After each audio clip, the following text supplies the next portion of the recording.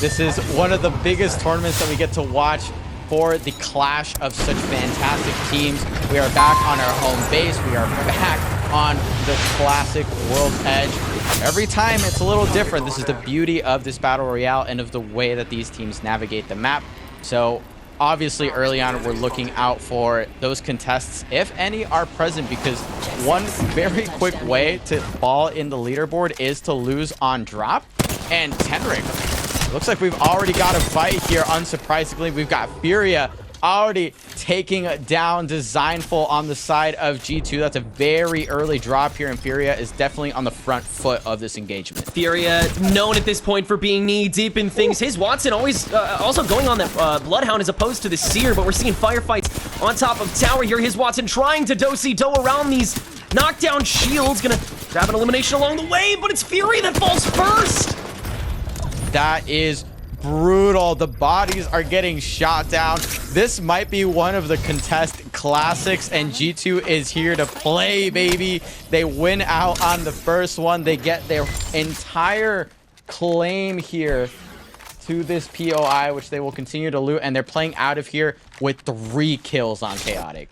Absolutely wild beginning to things. Furia, one of the favorites for the tournament, falling in 20th in the very first game. I think we jinxed it enough by talking about it, so maybe we just shouldn't talk about any of these other teams who have all found their respective drop spots. For the most part, we'll be looking at some pot shots for the time being before this first ring comes in, which again is much sooner than it used to be.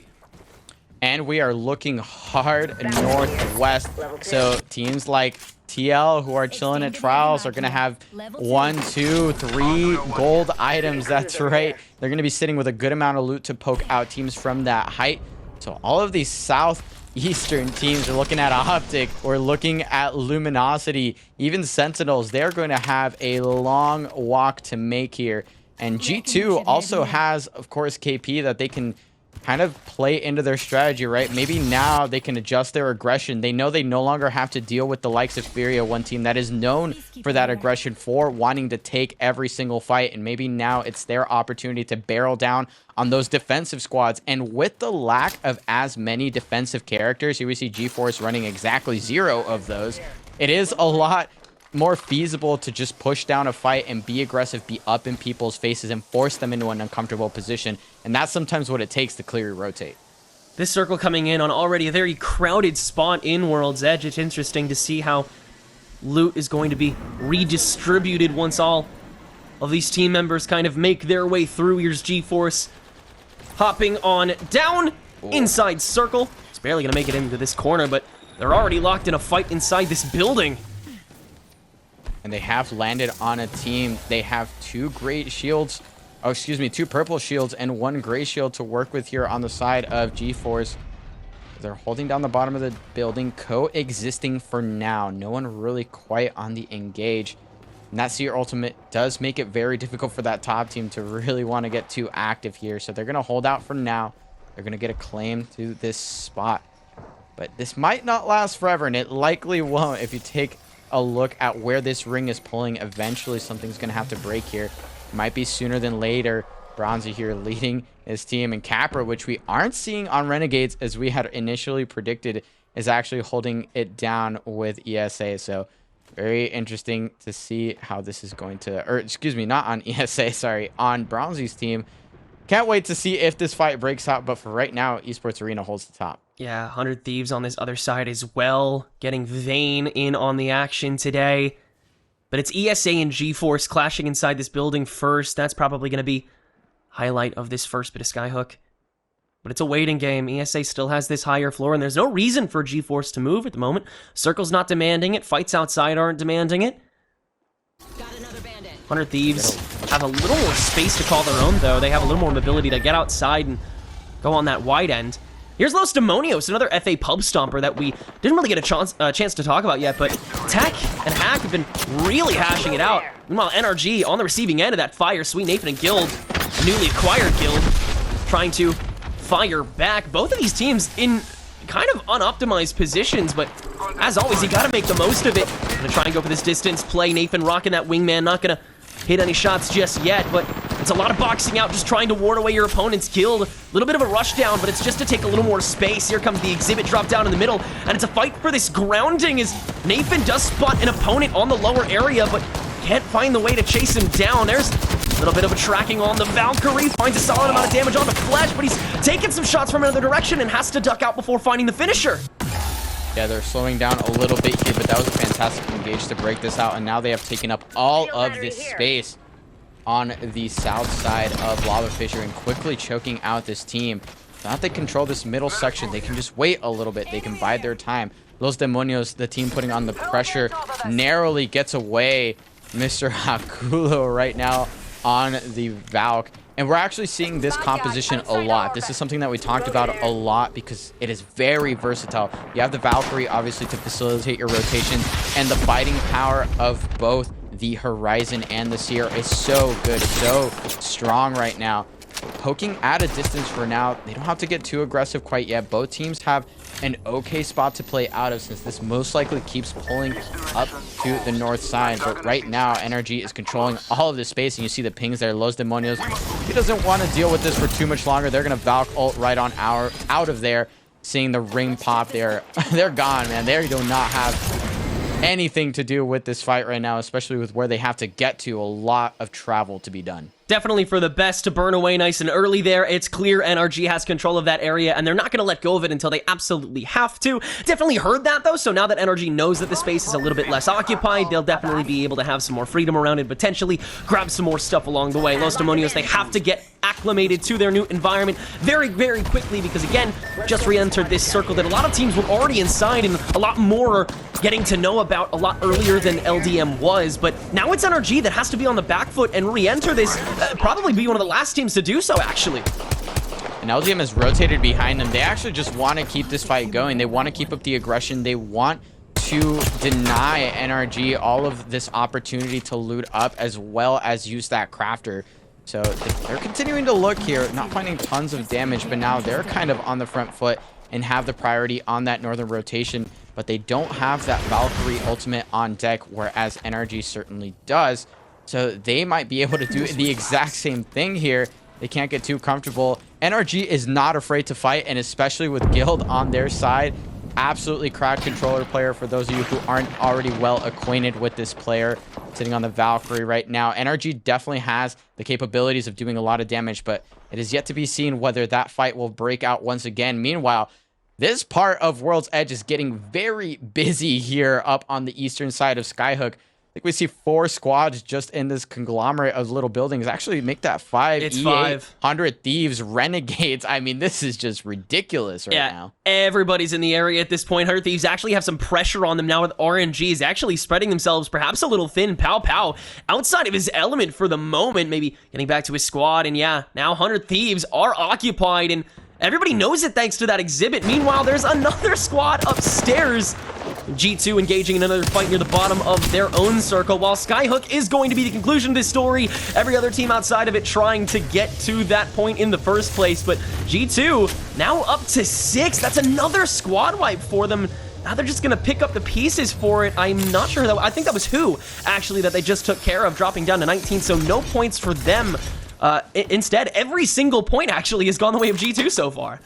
Yeah, G2 is hunting right now, and this is the time to hunt. Ring 2 is about to start closing, so while it does do increased damage and all of these rings are closing a little bit quicker, accelerating the game state, this does mean that now that G2 has fully cleared Furia out of the equation, they are the ones that can be aggressive, and they are claiming so many kills. Right now, Chaotic sitting on all 6 of those and 1,000 damage, and we are just getting the Zone 2 close. I am terrified of what this team might do as they approach even more squads. If anyone is late to this rotate, they will most certainly be punished by this squad. And once again, we see the same legend composition that I think everyone seems to be gravitating to right now, or at least a large proportion of the field.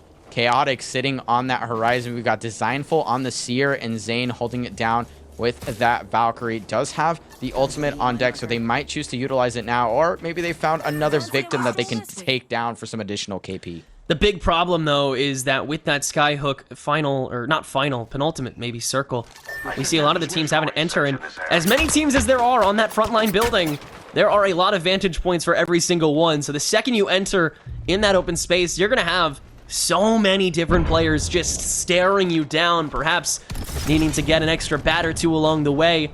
Here's Optic we haven't gotten to take a look at in a while, but they have the drop on the following circle, once again, even further down into the western area of Skyhook, and as the rest of the teams are preoccupied with everyone else migrating from the eastern and southeastern ends, Optic is actually going to get this care package and set up shop in a different area, dodging some free fire now that they've actually let themselves known thanks to that care package getting monitored, but this building is essentially all theirs.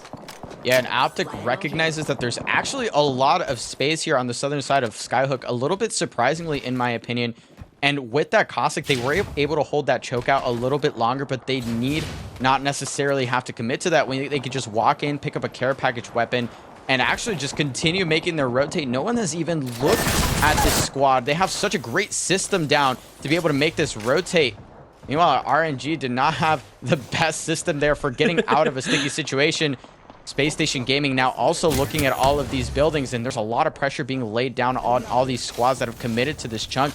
But really, those buildings are really fantastic to play. If it continues to pull hard north, it could literally end right outside of that doorway if it doesn't end up finishing on God of Height. So this sort of gamble, this sort of, I guess, tug and pull of this area, it really does just come down to these teams understanding that this might be one of the better spots to play out of should they survive to Ring 5 and to Ring 6. There's a big duality that comes from taking this building all by yourself. On one hand, you have that control. You know you can move from floor to floor, and there's nobody to really contest you. But on the other end, if another team is exiting a building and you have these clean vantages like Space Station does, you can't exhume that same amount of pressure that a lot of other clumps of teams can when you have to exit, with that Valk burn coming from RNG, dropping us down to our final 17, as Skyhook is indeed the moves for just about everybody, but everybody's just about already planted themselves down. Now it just comes down to farming damage and who has to end up exiting first and how exactly you're going to do that. One of the first Watsons we're watching on the board as well, boasted by Frex, along with that Newcastle from dropped, one of the newer entrances to the metagame, that combination, but a powerful one as any. The pylon behind that castle wall, definitely one of my favorite combinations to watch in a game like this. Space Station also has plenty of weapons to work with to keep loading up those shields. They have a wingman, they have a 33rd repeater, and a charge rifle, so they can continue to lay down damage and slowly but surely creep up those shields into the purple and hopefully the red status. We saw Team Liquid that's already holding that God height up top. Should it pull there, they're going to be in a very good position to play out of there. But here is where the fights really start to break out. Ring 3 is starting to close, and we see right now Wingman Season choosing to make their rotate sooner than later because it will certainly be punished. And it's already happening here. Retzi drops out of the sky, and the Valkyrie dropping first means that everyone else will follow suit very rapidly. Sentinels now gets to shoot fish in a barrel. They have been gifted some shots here. Managed to knock down Retzi, and now they're looking to potentially pick up the pieces, maybe interrupt this res that could be going down. I'm very curious to know if Wingman Season survives this. It looks like they may have just snuck into a building just in time. 17 squads still up right now, but plenty of real estate is quickly being taken up. There we go. Wingman Season is unfortunately eliminated off of a single rotate, and this is what we had talked about. Valkyrie is not a golden ticket in the zone. Once things get tight, once people recognize that they can just hold angles and hold teams out, you will be punished. You will not get that rotate for free, and that's exactly what we saw there. Yeah, so much circumventing, and while Sentinels had a good position for specifically that fight against Retzi and the remainder of Wingman Season, they didn't have a great position for the rest of it. Nathan engaging with 3, immediately going to toss that black hole in, but take a lot of damage for it, and immediately after, they have to back right out again. Liquid and Oxygen in that same building, but here's who bubbling up with that Jibby Caustic combo, a more uncommon thing that we see, but still effective as ever. Wave trying to wave through these waters, but that window along with that thermite has kept him boxed in. He's already on crumbs. Energy attempting to rotate through, but takes some damage along the way throughout these windows. Nathan saying, get out of the way. I need to take my pot shots in. That Nox gas thrown down to once again give Who a little bit of space, but they have to dodge so much along the way, and now comes the actual skirmish inside this door. Another Arcstar is forcing Greatsword to engage on no shields at all on raw flesh. Meanwhile, Tripods, again, recently acquiring Gent, along with Deeds and Nick Merckx, a squad to definitely watch out for in the future to see exactly how they do, trying to contest this low ground. To Nick Merckx' teammates are going down. He's on purple shields and bar nothing in health, and everybody's rotating through this outside door. Nick Merckx has 2 knockdown shields to play with, but not much more than that. He's got the low ground, and now he has got absolutely nothing. It's Tripods eliminated in 15. NRG buys their time there, recognizing that they don't have to engage right away. They have to wait for that fight to actually just play out, and they can clean up not 1 team, but 2. They take out Tripods, and they also finish off Who. Now they get 6 boxes to loot on their way to this end game. Round 4 is closing, but they have cleared so much of this side of the map. You have to remember, though, the likes of G2 are still making their way in, and that's exactly the squad they might be worrying about here. Optic Gaming currently in shambles with just 1 member left up to sneak into this rotation and rat it out for some additional placement points, maybe steal KP here and there, but that is brutal look for Optic Gaming as this ring closes. We now start to see all of the squads that have taken up these buildings, that have taken up residence in these stronger positions in the map, and SSG right now is absolutely posted up with the Watson Newcastle comp. No one is going to be walking up to their building. TL getting aggressive. Liquid having to drop in, 100 Thieves getting a limb for it. That building that was occupied by everybody under the sun is now out of commission. It's to the northern end of Skyhook we go, where SSG is sitting pretty, and Team Liquid, they do have winner's choice of their boxes. Fun rocking that Fuse as well. Again, another bit of a unique pick along with that Maggie coming out from Nocturnal. Again, not the most common pick, but definitely something that can work well when handled correctly. And man, does Team Liquid know how to handle this stuff correctly. But man, NRG, what a position they placed themselves in. That invasion was impeccable, and watching Guild adapt so quickly to a new environment and a new squad, absolutely beautiful to see. Final 8 as we enter the smallest circle of all, getting to rounds 5 and 6. This is the toughest transition yet. Esports Arena, they've managed to get this high ground, and they will get a down on top of it, trying to rack up these points, but no squad wipes just yet. Yeah, so many teams getting absolutely cleared right now. TL, you love to see the straight up W key transition that you see there with the Fuse and the Maggie. Esports Arena now getting sieged on their building. There are plenty of teams that want this spot to play out of. That is one of the last high points that you can play as the ring pulls over towards that market spot. Esports Arena under quite a bit of duress here, but I think that might be the optic solo, and I think they recognize that. Phony Hit says go, and go they shall. Esports Arena swings up to this lone player, and that's actually G2, the last member that was trying to rat things out for that squad, and TL will follow suit here shortly. Absolutely wiped. NRG is clearing out World's Edge right now. You can't hold down these corners when the buildings provide so much better cover. These makeshift walls, they have so many gaps, so many weaknesses, and teams can't account for them all. There's so many things you have to pay attention to, and somebody is going to end up falling behind. But Los Demonios still has prospered so far, now in the top 6, but Hakulo has yet to find a kill. Both of his teammates have fallen, and fighting against the world, Los Demonios falls. That was a big trade, but it doesn't matter. ESA, too swift, too quick with the punches, are able to take that squad down and quickly recover Playin, and now they have plenty of resources to reset. Playin, another one of those players that is getting creative with this meta right now, actually choosing to run the crypto. Nice angles being held down from Fury. Fury doing so much work to protect his squad mates.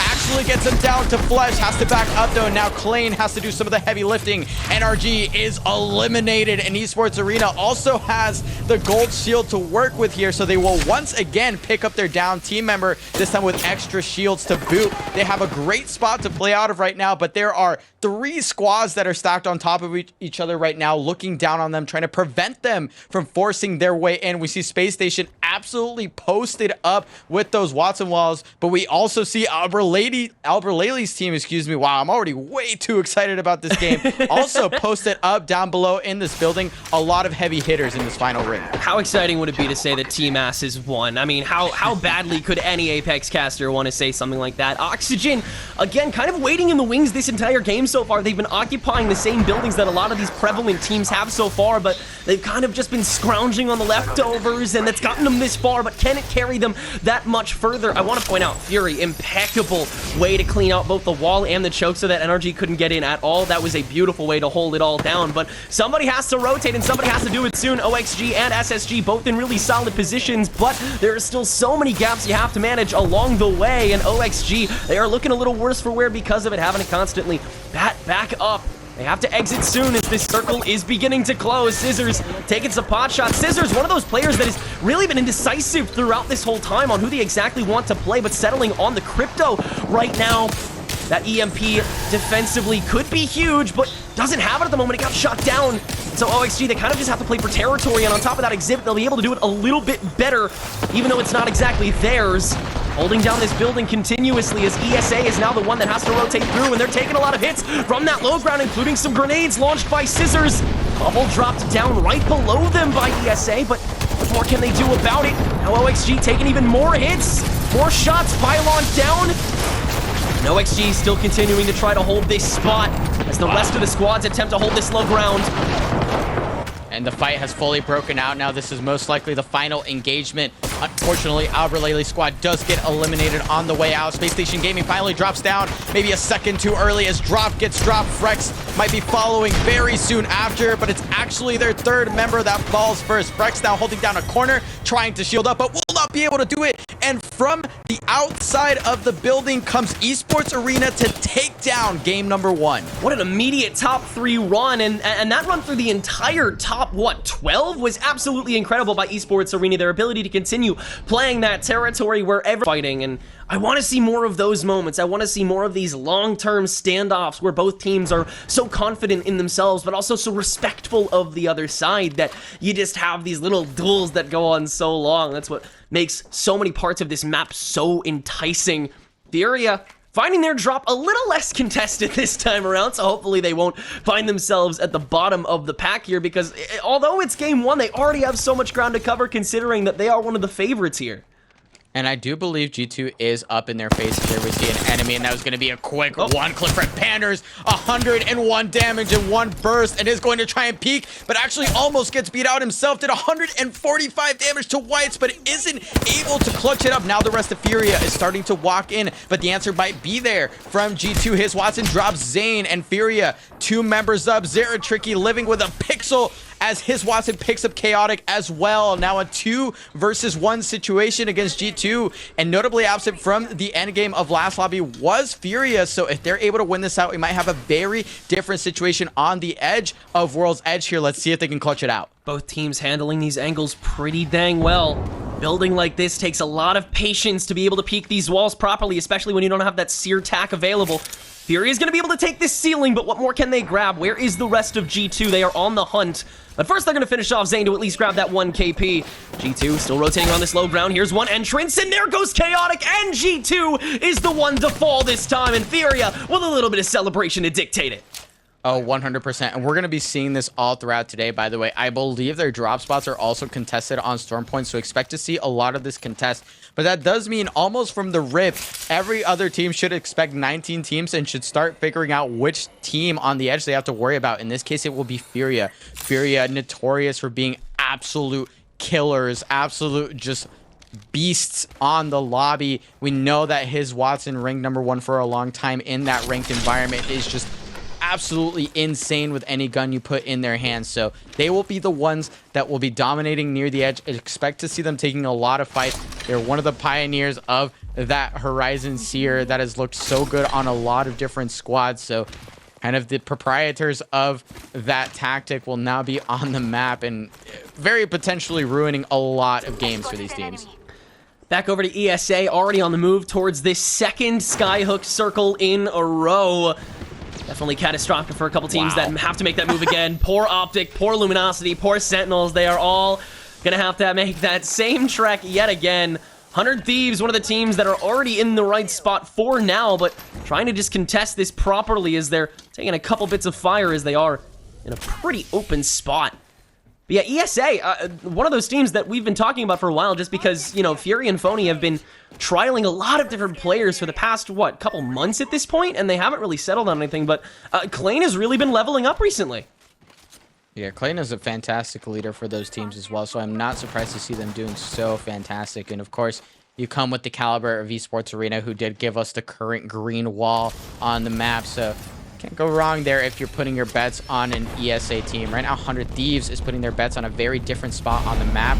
We saw Team Liquid holding here earlier that we see Optic Gaming, and we were just speaking about former ESA, actually picking a fight very deep in zone. But this is a very different fight now with the ring changes. This is hurting all that much more. So OG with 2 purples is going to try and fight it out here against the likes of who. Things have slowed down for just a moment here. They do have some heals.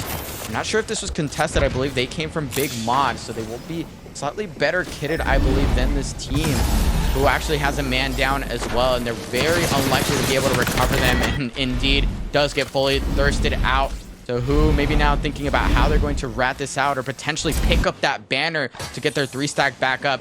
And yeah, we'll see if they can do it. But Tripod's another team that's already setting up pretty heavy, and with a very heavy team here. Nick Merckx on the caustic of all things. Not exactly where I expected to see him. Yeah, what a fun way to start off game number 2, just constantly having different ideas. Again, Gent back on this squad here, just picking that ubiquitous Valkyrie. We'll see a lot of fillers and trialers just pick that up for the sake of having that all-rounder ready for it, and that's completely justified. Valkyrie can do just about anything that any player needs to do for any role on that team, other than sustain a little longer, like Optic has been doing, and of course, like Nick Merckx will attempt to do on this Caustic. It's all about where are they going to be able to set up shop and how long are they going to be able to do so. They don't necessarily know that this circle is Skyhook based again, but they're already in a solid spot regardless of it. Yeah, I do see that there's a beacon there on a previous gas can, so they most likely do know where they have to go. They're already pinging that building you see there. That was literally one of the building sets that was close to that final ring in game number 1. So they're already moving because they know they have to post up, not for a good time, but for a very long time. And they have some of the tools to do that with that Caustic, very critical there. But we'll see if they can make it out of the mid game with that composition. Meanwhile, Wingman season finally found their way into a cleaner rotate than they did in game number 1. Rexy still with that Valkyrie ultimate in hand, and Zednim with that bolt in hand is absolutely going to blow up Pow Pow. Dropped all the way down, not just on the ground, but also with some awful angles being looked at from every other part of Skyhook. So Renegade's going to have to try and figure out how they might manage this recovery. I Am Madness getting absolutely blown up from this other angle as well. Now have to use Pow Pow's cover, but won't be able to for long. He is dropped as well. Now the last member of Renegade's going to try and pick up a thirst on the way out. Zednim is punished for his hubris, and right now Renegades continues to live, but increasingly there are teams looking up at this angle, and they might be able to get this recovery. It was a risk, but it was initiative, and taking that means you may pay the price for it. Zednim indeed doing so. Torrent, one of these squads that we haven't really gotten to talk about at all recently, just because they didn't really appear in the previous game for long, but they have a solid spot to call their own. They have a little bit of ground to work with, and they are pretty kitted out, but they are face-to-face with Furia. They are not face-to-face with Panthers, though, as he's going to fall early on. Zera attempting to get this rotation going. Meanwhile, is Watson getting the drop on one more member. A little do-si-do, but Zera is on scraps. Has to do this out, and actually will get the double down. It's Furia that falls first, though. It's still Torrent that remains up. Aiden and RKN survive. And Torrent, another team notably absent from the endgame of game number 1, now taking out Furia. The potential Reapers of this map are out of this game, which means that now Torrent might be able to pick up a lot of that space that is left behind, that void of aggression that Furia will no longer be exerting on the rest of these teams. Meanwhile, NRG possibly looking to be the ones to exert some pressure of their own. Nathan repositioning here and does have the Rampage in hand.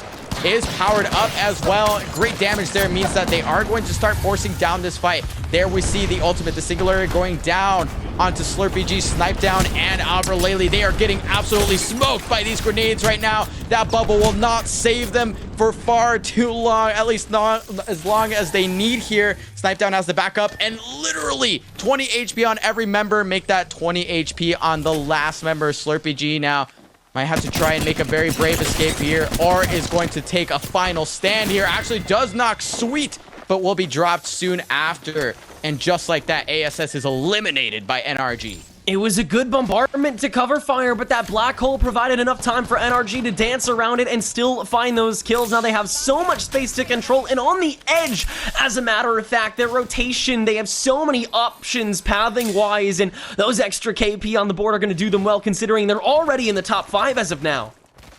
Yeah, they're looking really solid. They did pick up a solid amount of points in game number 1, so they're going to continue to steamroll.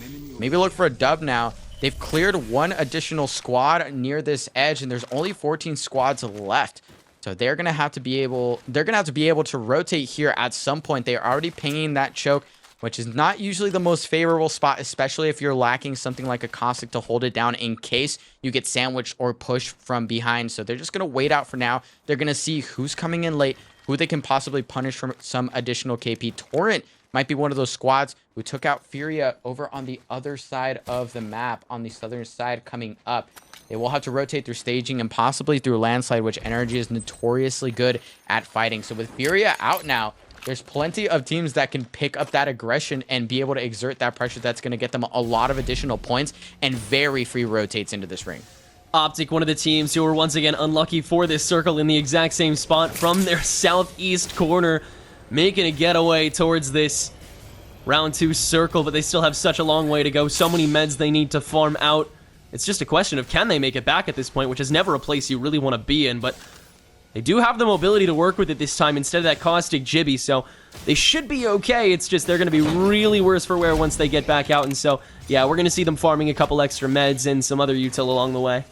Yeah, we're getting hit with the Optic Gaming special. They are unafraid of these ring changes. They will continue to craft medkits in zone. Damn it, you will not stop the green wall from also being part of the red wall for half the game. You just can't stop them. And this composition adjustment, I think, is very interesting, and I think it could help them a lot because they are a team that can fight. I mean, they are one of the most talented teams in their ability to position during fights. So with a little bit more aggression instead of that turtle power of the Gibby with the caustic, they might be able to tune up that strategy and tune up that advantage that they have against some of the weaker fighting teams. So Optic Gaming here has to make it to zone first, but if they do, they might reap havoc on ring number 4. It'll take it a minute, and to think the second they get to the next circle, there's just going to be another one that may be just as cruel. We'll see how that befalls them, but in the meantime, the rest of the teams are basically already on their way. It's almost every single other team that's left. Sentinel's about to meet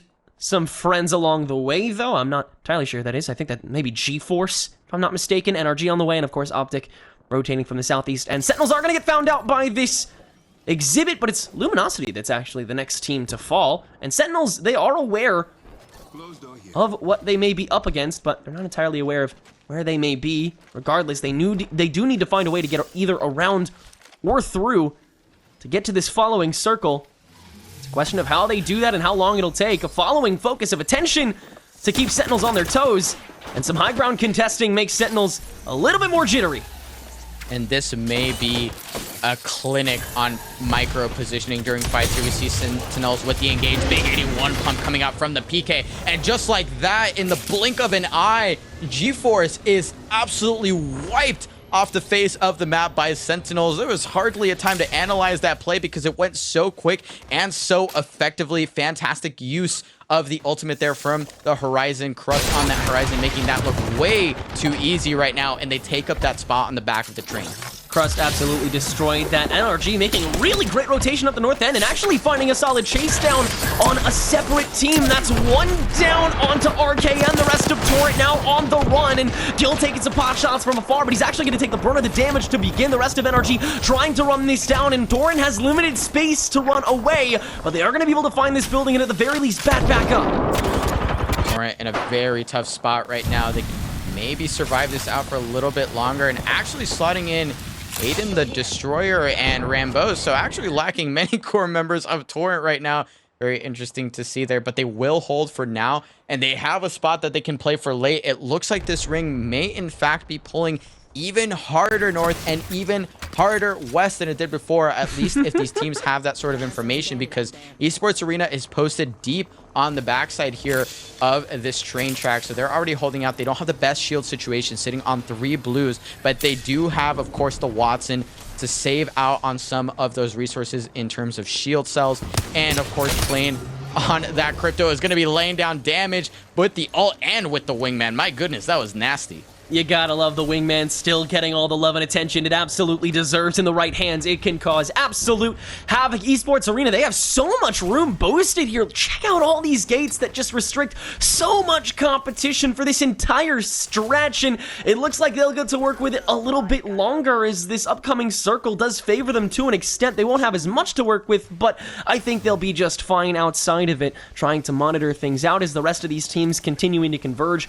on one another. Last I checked, you saw OXG, Torrents, Sentinels all on top of each other at this point practically, but ESA, they are sitting pretty. They are not satisfied with just one win. We are down to almost half of the teams here before Ring 4 has even started closing, which is absolutely brutal. But we see 2 crypto drones flying around, so I can count at least 2 teams that are probably in this end game. It might mean that Oxygen has also forced their way in. I'm not entirely sure. Or it might have been one of the other squads that we might have missed on the crypto. We've yet to see. NRG, though, has just been absolutely farming on the edge here. They're doing so much work, and this aggressive composition is not going to stop anytime soon. Someone is caught deep out of ring. They're going to lay down the damage to finish off that knock, possibly loot up if they need to. They're a little low on the heavy ammo department, at least one member is in this case, but no, they will not go too far out of ring. They don't really need to. They have a really good spot, but their cover is quickly running out, and with where Esports Arena and some of these other squads are posted up, this could be a very tricky situation for NRG. It's at least one fragmented squad, and here comes another Team Liquid getting absolutely sandwiched. It's just Nocturnal remaining, trying to bat, but he is invaded, and Team Liquid has gone down. Wingman Season still trying to make a getaway at the moment, and it looks like they will so far. So many of these team members just have gotten continuously too big for their britches, including Zednim, who is back on his feet after getting res back up. Sentinels, though, they are one of the fragmented squads. Down low, it's just Crust and Senox trying to dodge all this pre-firing as they attempt to make their way into, like you said, an even more northwest circle than before. This is absolutely brutal stuff. Another FOA that they're going to get touched by at the very least, and that means they're going to be a team that receives a brunt of aggression at the moment. But Crust going absolutely wild with this wingman. That's so much already diverted, and now they decide to go for Senox instead. Bit of an easier target, but now the only target is there's only one member remaining, but he's trying to war up everybody. 81 on the PK, and one more block from a knockdown shield means that Sentinels is gone, and Wingman Season continues to survive. And Wingman Season will be eliminated here shortly unless Retzi can make some sort of insane movement here to get away from Esports Arena and whatever other squads might be looking at them. 2 members of ESA now have walked up and maybe put themselves in a horrible spot to clean up that kill. They don't quite finish it off. But my goodness, Wingman Season absolutely obliterated by that 2-man. They do clean them up, but the showing there from Sentinels was more than enough to deal all of the psychic damage you could possibly need for the rest of this game. And Esports Arena has eyes in the sky right now. They know exactly where the one rat is, and they're going to have plenty of information on where the rest of the lobby is as well. They can look in front of them to kind of scope out what other team compositions they might be dealing with. Do they have to worry about a Gibby? Do they have to worry about a Caustic Ultimate? The amount of information that you pick up from the crypto in these end games is fantastic. So that could definitely come to play here as these zones get tighter and tighter. 100 Thieves attempting to rotate through, and that's not going to work out for them. It's Luxford that finds the final kill on 200 Thieves here. OXG is indeed continuing to survive, so there are still 2 cryptos on this battlefield, including ESA, who again is still playing that waiting game with Retzi at the moment. Do you move out and risk all of that free fire on you in as open a space as that track, or do you find that one more KP? Meanwhile, SSG perfectly happy hunkering down as they did before. This bunker may look even stronger than the last one as they are once again in this round 5 circle. But just by the skin of their teeth, and their exit has to be perfect if they want to get even higher in the rankings. They got 3rd last time around. OXG did beat them to the punch. Meanwhile, Torrent, the 2 remaining members, are getting a little aggressive at the moment. Retzi attempting to make his great escape, but NRG now moving in on this black hole to find some extra KP along the way, and will find one lurker in the corner. That knockdown shield is not long for this world, with Guild firing away at it, and that is going to be Aiden. Gone thanks to Nathan's final shot. Torrent is only 1 member strong. I'm not gonna lie to you, that gave me a little bit of deja vu here, seeing NRG picking the perfect spot to take that push, to fight for that spot that is going to get them a way better push into this late game. And I think it was Torrent too that they took out, so maybe this is a story that's just being repeated over and over. Sweet now with the Kraber, incredibly dangerous, has the Bolt, has bullets to work with, seems to have meds as well. So now Oxygen being forced to rotate. They had a decent spot near the edge, but with no space left, they are going to have to move. They're going to have to commit to this fight, and it is not going their way right now. They are onto the offensive turtle. They're swinging in. The Eva is putting down damage, but it is not enough. NRG defends, but SSG is here to pick up the pieces. Senpai whipping way too much there, and we are indeed getting deja vu. The same sorts of final teams. SSG still in the mix, ESA still in the mix, and NRG certainly was, but no more. SSG's in the final two. It's the 3v3 versus Esports Arena. Phony had attempting to find some time to bat back up, but this last building is where the final fight's gonna be. Phony may not have enough time in this high ground, but there's 3 members of NRG ready to aggress. Here comes playin attempting to chase off and finds an impeccable shot with the PK. More damage on top of that wingman. Zen falls, Frex falls. It's 2 members of ESA versus the 1 on SSG. Clay taking more shots, and a punch will finish it off. Esports Arena, 2 consecutive wins here on World's Edge. Oh my god, Klein and the boys are looking incredible right now. They do it again. And they are not getting gifted rings. They are not getting... I'm not gonna lie, talking about some of those character compositions, it must be so frustrating to think, oh yeah, I'm a Gibby. I'm one of the rare Gibbies. If I make it to endgame, my ultimate is gonna blow everyone up. My bubble is going to completely turn these fights. And suddenly 2 cryptos are ulting on your head. That would just absolutely tilt me off the face of the earth. In any case, we're gonna see at least 1 team in face off the edge of this earth here as G2 and Furia will continue their, looks like lifelong, game-long contest. I swear if they switched games, they would probably contest there as well. They'd find a way. I don't know. At this point, it's like 70, it's got to be more than 70% ego. We'll see who claims this win, though. And we'll see if they survive, because they're not winning out of this POI, whether they win the first fight or not. No migration is necessary just yet for either of these teams, but that doesn't mean they're not going to fight. Look at this, Zane already grabbing that purple shield, and Panders is white melting away. Furia, a little bit worse for wear position-wise. They are a little too out and edge at the moment. G2, they were able to take Central here in Thermal to begin. That means Furia, they've got to play this long game, which means one of these teams may not actually end up being 20th. And don't get it twisted, both of these teams are really good at fighting. Don't get it, like, in any situation where you see them getting rolled, it's a close fight. It really can come down to little things like whether you end up finding a Phoenix kit that's going to completely recover all your health, or whether you're going to have enough grenades or enough resources to continue the attrition that is the early game fight. But it looks like I was wrong and completely misspoke. No one will be wiped off of World's Edge quite yet, because Furia has rotated out. They recognize that the zone finally is pulling towards the southern half of the map, and is actually pulling towards thermal station somewhat, most likely a thermal station ring here. So they're going to play it patient. They don't want to give it up just yet. They know that there's a team that might come to third dim tree, so they're just going to get comfortable in these back houses and say, we're playing for the mid game. We're trying to see an entire game of World's Edge. Let's see if they can do it, and let's see if G2 will let them.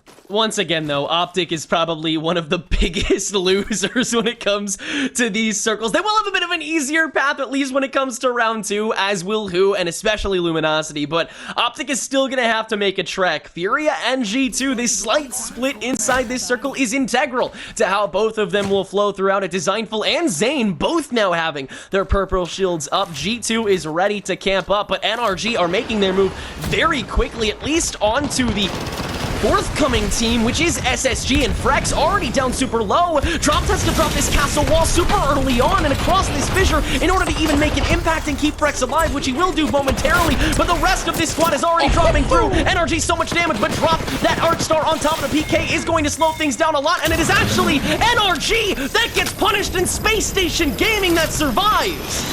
And you have to use the Newcastle ultimate forward. I have said this time and time again, if you find a way to use it aggressively and get up in your opponent's faces, that's actually what can really turn the tides, because suddenly you have crazy angles, you have cover, and you have an ability to deny them grenades and engage if they walk into the wall. Great recognition here from this squad using that Newcastle, I think, in the most correct way here, and they end up picking up 3 KP, and they end up recovering, surviving, and staving off G2's potential third party. G2 recognizes, all right, we don't want anything to do with this. We have a decent spot. We're going to wait. Great fight there. Yeah, there was a lot of pressure coming from G2 right after, but Space Station, excuse me, they managed that so perfectly. That was such an amazing castle wall on top of all the pressure coming from Tropt. Crazy, crazy stuff to recover. If I woke up and you told me today, hey, NRG is going to come in 20th in one of these games, I might have believed you, but if I got to see it with my own two eyes, then I would be, I don't even know what I would be. I feel like I would have too many emotions running through my head at once. Here's G-Force taking a relatively uncontested spot. James Capra and Bronzy are actually going to take some shots. Bronzy having to scurry over into this building. It's G-Force that needs to, once again, bunker up. They are safe for now, as are a lot of these teams. We've seen some migrations come mighty early than normal. Here's Los Demonios as well. Once again, a team that has made it pretty late into these previous games, but KP has been lacking, and because of that, they haven't really been too prominent in the leaderboard. In fact, they are barely top 10. And they're potentially looking up at one of the top 10 teams here, Team Liquid. At least after game 1, they were sitting top 10. They didn't have the most amazing game number 2, but nothing too shabby either. Those Demonios, once again, recognizing that they are outside of ring. They don't necessarily want to take a fight with someone that might be stacked with gold shields or at least gold items. They're going to make their rotate out. This is a spot that's going to be very highly contested here and a very important transition point for a lot of teams, notably our Geyser team in Oxygen. They're already down one member completely, and Protectful, excuse me, is already on the ground as well. So one member of Oxygen left to try and survive the attack from none other than Sentinels. Sentinels slowing things down, but they are getting looked at by another squad, so they can't just walk down and clean this up for free. Torrent actually committing the ultimate here from Aiden the Destroyer to pick up this kill. They do indeed. That's a cheeky little 1 KP for Torrent. But already we're seeing the amount of contests that are happening in this transition point. This choke here to the north of Lava Siphon is going to be very important for teams to hold. This is where a lot of the edge teams on the north side of the map are going to pick up a lot of their value coming in. Now here's Tripods up here in Thermal attempting to duke it out. Nick Merckx in the squad attempting to try and take this fight, and they are a bit worse for wear for it, but there's no extra engagement on top of it. It's crazy. I think G-Force was also there on top of Torrent, so poor guys just, or excuse me, Oxygen. So poor guys just could not catch a break. And Fury is actually gonna take some falls as well from Optic of all people. Their migration has been very soon as well. Now Tripod's re-engaging on these steps as everyone is batted back up. Deeds the first to fall on Tripod's side. Nick Merckx doing all he can, but can't even break one singular shield. It's just down to Gent, and Tripods are down at the hands of G2. But G2 needs to recover Designful quickly, and Designful already taking flesh damage on the ground. Zane getting pushed in incredibly hard. There is an enemy ultimate here. It's going to stave off the recovery of G2. G2 down another member now. Chaotic is going to do what they can to try and survive, trying to live this out. They hear that there might be a res going on. They're going to peek it here. Lays down quite a bit of damage, but that's a purple shield, and you're not even healed up full flesh. G2 is eliminated by Optic Gaming on this rotate. Wow. Great to watch Optic find their evolution this game at the very least. Elevate, also a team that's been eliminated pretty early on through these past 2 games, but in the process hasn't really been able to find much KP either. Currently a 4 on the scoreboard. You got to remember that in this $10,000 prize pool, only the top 3 teams are going to be able to get any piece of it.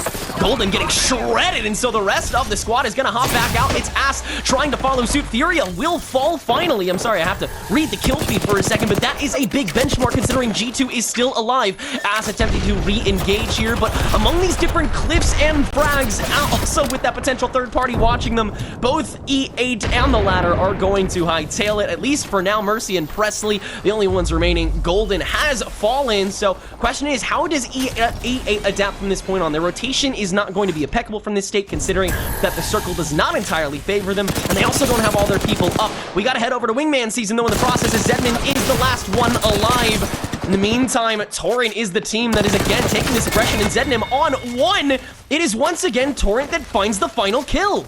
And Torrent is having a really important game here. They've cleared out plenty of squads, so now their rotation is all that much easier to make. They've most likely dealt with most of the teams that they have to run into on the northwest rotates of this map. They have plenty of loot as well, and they have that Valkyrie that they can potentially rotate with as well. So they will be a little bit later to this party that's already breaking out for multiple squads, including Luminosity Gaming, who has been knocked out very early in the last couple of games, but now they're going to be knocking down Vize and potentially picking up even more KP on their way over to this building and towards this end game. They're finally going to get to see it here, but there's still 14 squads up, and Yaya is not going to get that damage for free. Actually gets traded out. I don't know who did all of that damage and the flesh from a distance.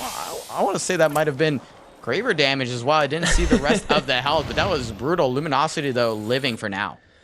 Well, I imagine who isn't exactly happy about Vize being dropped, so Luminosity, their job may not be done yet, but Mercy's isn't done either. The lone member of Elevate currently standing just about alone, but about to run into a 3-man. RNG, Renegades waiting in the wings, along with Optic as well. With the amount of time with these teams dropping so quickly this time around, everybody kind of has their own space despite how quickly these rings are attempting to force these teams to fight even more. Optic is pretty happy where they are, which I think that's the first time they've been able to say that all day. Renegades able to actually stick down with this Watson and take a second, take a breather, and it's all coming down to the rest of these teams and how they adapt to the movement. It was on the northern and northeastern teams to actually really make their moves this time. Very much different, but Sentinels, one of the teams that still had to migrate a little bit, is currently not looking too solid. All wingman whips coming from Crust, having to bat out on the tack and is not going to make it through. It's just Lou left. The question is, do you try to run this out or do you try to re-engage? I think I might know what the answer is inside this exhibit. Lou, they actually just try and play some ranged here as Synox and Crust are both out of commish for the moment. Everybody getting super fragmented here. We'll see a lot of rat squads come close to the end of this. Blue attempting to kick through here, taking 2 different kicks on 2 different doors, but just as it opens up, oh, what management coming from Slurpee, and Sentinels will fall. Yep, it looked like they were going to be victims to LG there as well, but LG doesn't end up taking them out. Now Torrent are the ones that are potentially looking to sneak into this ring and potentially punishing Ass, as well as Luminosity Gaming, dealing a lot of damage. Aiden the Destroyer doing exactly that, absolutely dismantling this squad. Closes off that exit point with the stairs and the ultimate. Torrent now flying into this bottom floor, absolutely obliterating that Ass. Oh my goodness. Torrent is flying through. That was smooth, Mello. That was really smooth. Am I gonna get fined? Oh man. I hope not. Torrent, oh my goodness, Torrent flying through this map right now. So many KP already on the board, and they are not finished yet. They are so kitted out at the moment. Aiden, RKN, and Reeds all contributing to the fight. Here's another! Rather, they're able to take care of it just like that. Luminosity's down. Torrent finds top 10 placement. They are on fire here in Game 3. Torrent is hungry right now, and they are hungry for kills, and they're potentially hungry for this dub. If they continue to pick off teams like this, they might very well be on their way. TL looking down on them right now, though, and they have some pretty good angles, as well as a composition that is well known for dishing out the damage. There are grenades flying. There are cluster bombs just demolishing those shields right now. TL has gotten up to 3 purples in the meantime, but Sykes almost drops. They have to do damage to this flying member. RKN does indeed go down. Right now, Team Liquid in a very strong position to finish off this fight. Can they do it before they get third party, though? That is the question. Nocturnal holds on for now. TL punishing that team, and that looked absolutely brutal. Great shots from Sykes. Fun's tracking is absolutely ridiculous right now, and the Ring of Fire, along with that Wrecking Ball, is still on the table at the moment. Team Liquid, they are playing so safely, even though they're in such a dangerous situation. Nocturnal attempting to find this finisher, but there is still a Torrent squad left to go. What a noisy fight that this is turning out to be, but the question is, will these teams cave and leave what buildings they feel so safe in, or will they turn this around? Aiden and Reeds looking to turn this around. Reeds taking so much free fire from 2 and will fall for it. It's just down to Aiden, and he's got a lot of damage on him, but 2 members on his tail. And Torrent falls to Team Liquid. Yo, they made TL sweat there. Now TL is definitely sweating. Nocturnal committing to sticking this for now. Is going to be able to get it. Will he survive? Actually starts popping the bat, but realizes he might still be in range and in sight lines of potentially Renegades, I think, is the team holding up there. So TL does survive, but they will not reap all of the benefits of that fight because they have to get moving. They cannot even loot. They've actually downgraded shields. They were on 3 purples. Now they're down to 1 purple and 2 blues as they walk in to an arguably much worse endgame situation here. Not even endgame. We are halfway through these rings, baby. TL is going to have to find something here, some corner some piece of solace to hopefully continue surviving. They picked up the KP, but at what cost, Henrik? The cost of big movement. They stayed at that southern end for far too long trying to find Torrent, but Torrent just found so much along the way. I'm sure that they're more than satisfied with what that game brought them, and they are going to shoot up this leaderboard if all goes well. Los Demonios, again, still so quiet. No KP, at least for Hakulo, and they're trying to engage with SSG in the process, but look how much they have to boast. All these gates, the Newcastle wall is up. There is no way anybody is coming to them. It's a question of when will SSG leave, and the answer is not anytime soon. Los Demonios, they will be able to camp this out, but they're risking being seen by teams like ESA, who also has a lot of space to boast for themselves. And what a surprise, Mello, they're in the circle. Yeah, they are well inside this circle. Esports Arena. This group is doing so much work, and they have a Kraber to work with, as well as ridiculous. A massive hello. Like, they've picked up all of the package weapons on this rotate as well, which means that if they didn't have the fighting power before with this composition, they sure as heck have it with these weapons. So no team is going to be messing with them anytime soon, which means they get an end game here most likely, especially with the spot that they're holding. They have a lot of angles. Los Demonios wants to push SSG out of this building. I don't think they recognize just how pyloned up and just how gridded up that top spot is. That second floor looks pretty impenetrable, but I've seen it happen. I had to fight my words doing a VOD review the other day because the Newcastle Watson is breakable in a lot of scenarios. But does Los Demonios, excuse me, have the tools to do it? Well, that's yet to be seen because Tech is still on blues. So not the best situation all around, and Ring 4 is closing. Well, here's the thing. I think both of these teams are playing it very well. LDM understanding that pylon, that shield, that castle wall, they're all on timers, and so they're able to kind of work around this, especially when that pylon times out. They'll be able to shoot a lot more in there. And so, in response, SSG is engaging early on, kind of back and forth, kind of piecemeal, to make sure that these bats and other, heals are farmed out as much as possible. So when SSG eventually does have to engage a little bit more, Los Demonios have to play fully committally. Here come the grenades after the pylon is fully gone, which means that SSG are going to peek a little more often, and Luxford already taking a huge chunk of damage here. Everybody's going to bat back out, and actually Luxford does get spotted momentarily there from that high ground, but SSG, they are sitting pretty for a couple more crucial seconds. Yeah, they will hold out for Mercy's still alive. E8 is still alive. If Pulverix have taught us anything, it's that you can't doubt the duos. I don't even think there's a duo left in this case. E8's still alive and is racking up those placement points, those scraps. They all end up counting. They can't all be critical. And it looks like Tech and the crew have found other victims to fight out with, but Tech actually gets dropped. And now Los Demonios down one member and most likely will have to leave them behind unless they can stabilize in this corner and pick up that member. But it looks like another squad is still looking down on them. It was SSG earlier, and yes, indeed, they are dropping down. Zen drops Hakulo, and that is the end of Los Demonios. Space Station Gaming eventually punishes that crew who did not commit to any of those pushes and ends up falling as a result. TL has actually rotated and improved their armor situation as well as their positioning. They take down a member of Renegades who are holding the top spot up here in the tower, and they're going to clean up that team as well. That's TL picking up 3. So many of these teams now officially on fire, but Elevate's still alive. Don't count them out of this top 5. SSG, I mean, what great management up against Los Demonios, understanding the second that attention was diverted. That was their one shot at jumping back down, but on this corner, on this edge of the circle, they're already getting re-aggressed with a drone EMP to boot, but with this pylon, it should be a little easier to continue contesting from afar, which is exactly what SSG is going to do. Beautiful PK shot to find 63, and that's the go button for Dropped, who, as always, is going to try and destroy with this flatline as well. That's one down. That's a follow-up onto the pylon, but he falls in the process. It's down to 2, and ESA is the team that falls. We will not have a triple victor. ESA is denied that crypto ultimate space station, wins by a sliver. That could have made all of the difference here. That broken drone is going to hurt for days, I promise you. And now space station doesn't have the best armor situation, but does have a decent spot to play, and E8 is still alive and in the top 3, no less. That is no longer placement scraps. That is a placement that teams fight for, and EA is picking it up right now, and they could pick up even more if TL ends up wiping the squad on top, or vice versa. It's TL and SSG with Mercy waiting to rat for second place for those crucial extra placement points that Elevate is so hungry for. And while TL has the low ground, they have more ground to work with in the first place. SSG is going to have to drop at some point in 3, 2, 1. Down they come to the lava, and Team Liquid is able to farm away at both squads, including Mercy stuck between a rock and a hard place. Team Liquid take game 3. Team Liquid takes the right fight towards the edge of ring number 4, and they managed to squeeze their way in just enough to open up all of that. There's 6 games going on tomorrow, so some of these teams may just be on their off day. Tomorrow they could really find their stride or slip up even further than that. We're finally dropping in for game number 4 of 6 today, 4 of 12 overall here in the Knights Carnage Cup.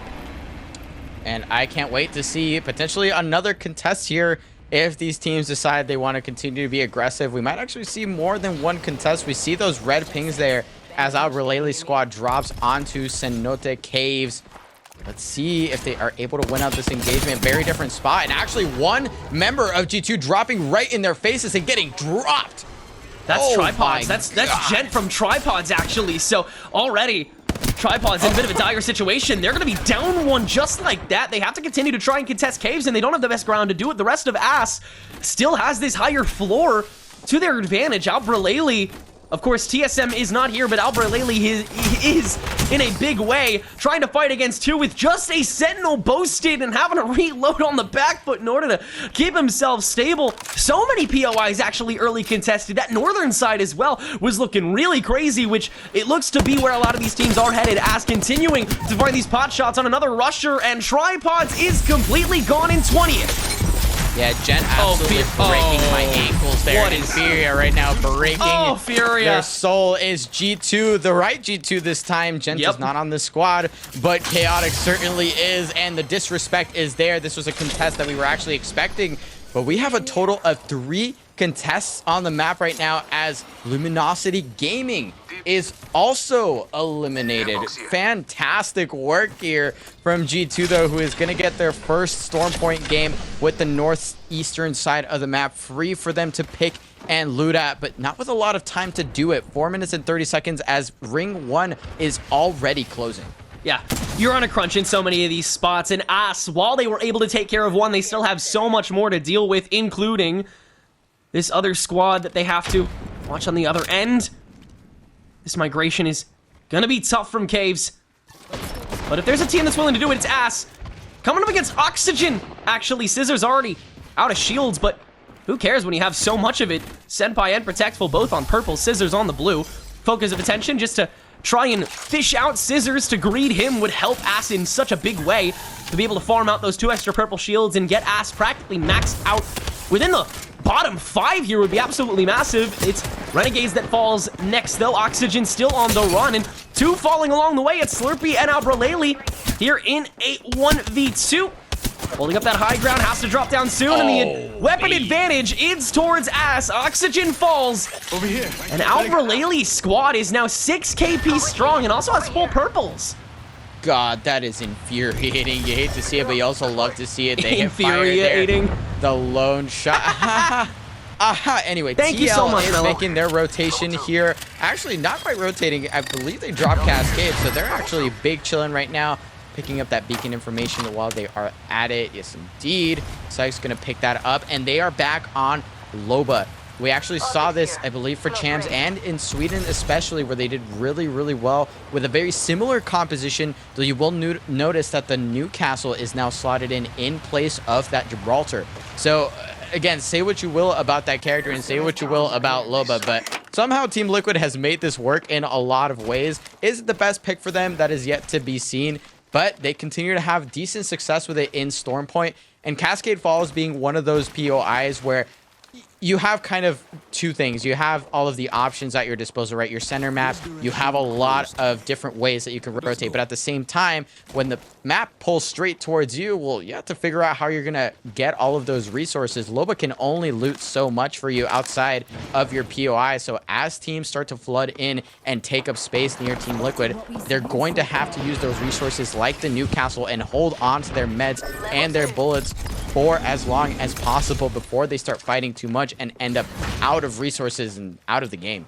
it definitely helps that they have this circle. It helps TL go with what they've been going for recently, with Guild out of the picture instead of that, I don't want to say rat squad, but sort of a more slowly winded rotation squad that TL has gone for. They're just really good at finding their spots where they can really hunker down and bunker up. Instead, TL finds their spot and starts to infect the rest of the map like a virus, slowly but surely taking more and more space as time goes on, and then having dealer's choice of where they end up going to, which at that point is too many options to pick from. TL, they're trying to find that Paradise and Storm Point, but with a centralized circle like that, they actually won't have too much room to go before they get properly contested. Sentinels don't have to deal with that problem just yet, though, as they're not in circle at the moment, but they absolutely have the kit to be able to jump into any fight inside of it. Both Sanox, Lou, and Crust all properly kitted up and having some solid weapons to call their own, and a little more space to boast along the way, but none of these three teams can say the same. Optic currently looking down the faces of both G-Force and Torrent in separate buildings. None of them have to move just yet, though.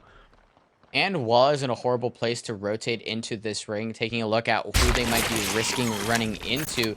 Not a whole lot. I mean, High Point might opt to take that rotation towards the west and down towards wall, but because they can sit on that crafter for a little bit and they haven't gotten pressured quite yet, there's a good chance that their north side is pretty well deserted, so they will be able to walk a little bit and take up residence near the edge of that exact same POI. Looks like Ass has won out on a lot more engagements than I think they were expecting to run into here, but they are reaping the benefits in a big way. Here we see one of the other teams that might be contesting this rotation from Sentinels, 100 Thieves. Command Center is also a great spot to play out of if this ring starts to pull a little bit further south and towards Cascades, and also, of course, some of the dreaded end rings that end literally right outside the front gates of it. So 100 Thieves just taking up space for now, waiting, biding their time to see if they can find a decent fight, but it looks like they won't be able to choose their battle here if they're engaged by this team behind them. They have given up a little bit too much room in Command Center, and now a squad says, hello, we are here to kick you out of your house and maybe kick you out of the game. This is an okay spot to have, though, especially with that Ashe. At any point, they can GTFO if they want to. They just need to clear out these spaces. 100 Thieves, poor guys, they haven't really had the best positioning the past 3 games on World's Edge, so they weren't even able to really farm too much KP or placement points just yet. They're currently sitting at 8 in the bottom 6 of the leaderboard, but there's still 3 Storm Point games to change that, and of course, 100 Thieves notorious at this point for trying to push that envelope when it comes to the meta, and I think Ashe, as well as Fuse, is a great way to say, hey, we're trying to do that again. Meanwhile, Ass taking their sweet time with this long-winded rotation. They were staying in Storm from Cenote a little bit longer than required, but they're still taking their sweet time. They have no idea how much free roaming space they have, and well, it might be better that way considering that along the way they'll be able to find even more cool stuff to work with as they try and take over the lobby. Yeah, getting that a Skull Piercer on the wingman doesn't feel too terrible in this situation. And they're sitting on KP, which obviously makes a big difference, not only because they have some extra points to work with should they go out a little bit earlier than expected. They've also cleared out all of 2 teams from potentially running into later on in the game. So they can be a little bit more comfortable, maybe opting to take a little bit more time, maybe craft, maybe just wait on your rotation a little bit and let some other teams get aggressive for you so you can third party. It opens up a lot of your game plan when you've already cleared out the squads that might be pressuring you into unfavorable situations. So they are feeling pretty good right now. NRG also not doing too bad for themselves, though, as we approach, you know, the latter half of the game, these ring 2 and 3 situations where you really have to rack up either your kills if you're an edge or an aggressive team, or in the case of NRG here, they're looking for a little bit more loot and maybe a fight as well to level up those shields. G-Force, a proper contest up against Torrent. They finally made their move, and it looks like Torrent is going to be completely happy with it. James Fearless falling. Bronzy and Capra going to try and hightail it as there's still a lot more room in this circle left, and they certainly don't want to deal with a top 15 placement at this late of a stage in day number 1. NRG also taking some solid shots. They have an even better position debatably, but they still have to get inside this circle and have to work with a couple grenades and a team on the other side of this wall. Who may it be? I'm not entirely sure just yet, and NRG doesn't necessarily know either. Nathan and Sweet attempting to push this door while this rotation to keep defensive prowess is still stable. A black hole pretty early on, so NRG can continue just slowly but surely pushing through, and it looks like they will eventually be able to do that after all this utility gets eventually melted away. Nathan gonna open this door back up again. Here come the shots from behind this tree. No shots onto this head. Nathan has to back up. And NRG, they are really stuck here for the moment, but the exhibit will certainly help at least in getting these distance plays. As They really can't do much more than that for the moment. Now Nathan is going to attempt to push this in. The black hole was already utilized, though, so you just have to fight a little bit better, and it looks like Nathan is doing so far. The Nox gas, though, to counter. There's a caustic on this opposite side of the squad, and Sweet is going to take the brunt of the damage for it. Now the rest of Energy attempting to circulate, and get around this tree, and they will do so to an extent, but Nathan falls along the way. Guild trying to fire through on this knockdown shield, but Nathan is fully down, which means at the very least Energy knows where at least one of these opponents are. It is Vize and the rest of who that fall to NRG, only losing one member along the way. Who does hold out there for a lot longer than I think NRG was hoping, so much so that Nathan actually gets dropped. But no bother, because they do have that mobile res beacon, so they're probably going to pop that down here soon, flashing it a little bit. They still have Sweet on that Kraber, which, to be truthful, didn't have the most impact in that fight.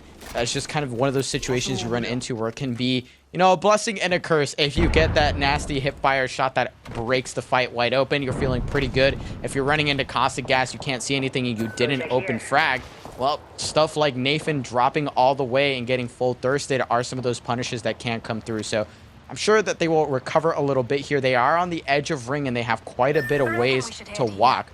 OG looking really good here. Optic Gaming looking up towards command center, feeling pretty good about their shield situation. And we're seeing them in a map where they have had, they've had some mixed results. They haven't had every game, you know, be amazing and go their way on Stormpoint, but they are back on that Gibby meta, which is interesting here. I'm surprised they've pivoted back to the Gibby after we swapped over to Stormpoint.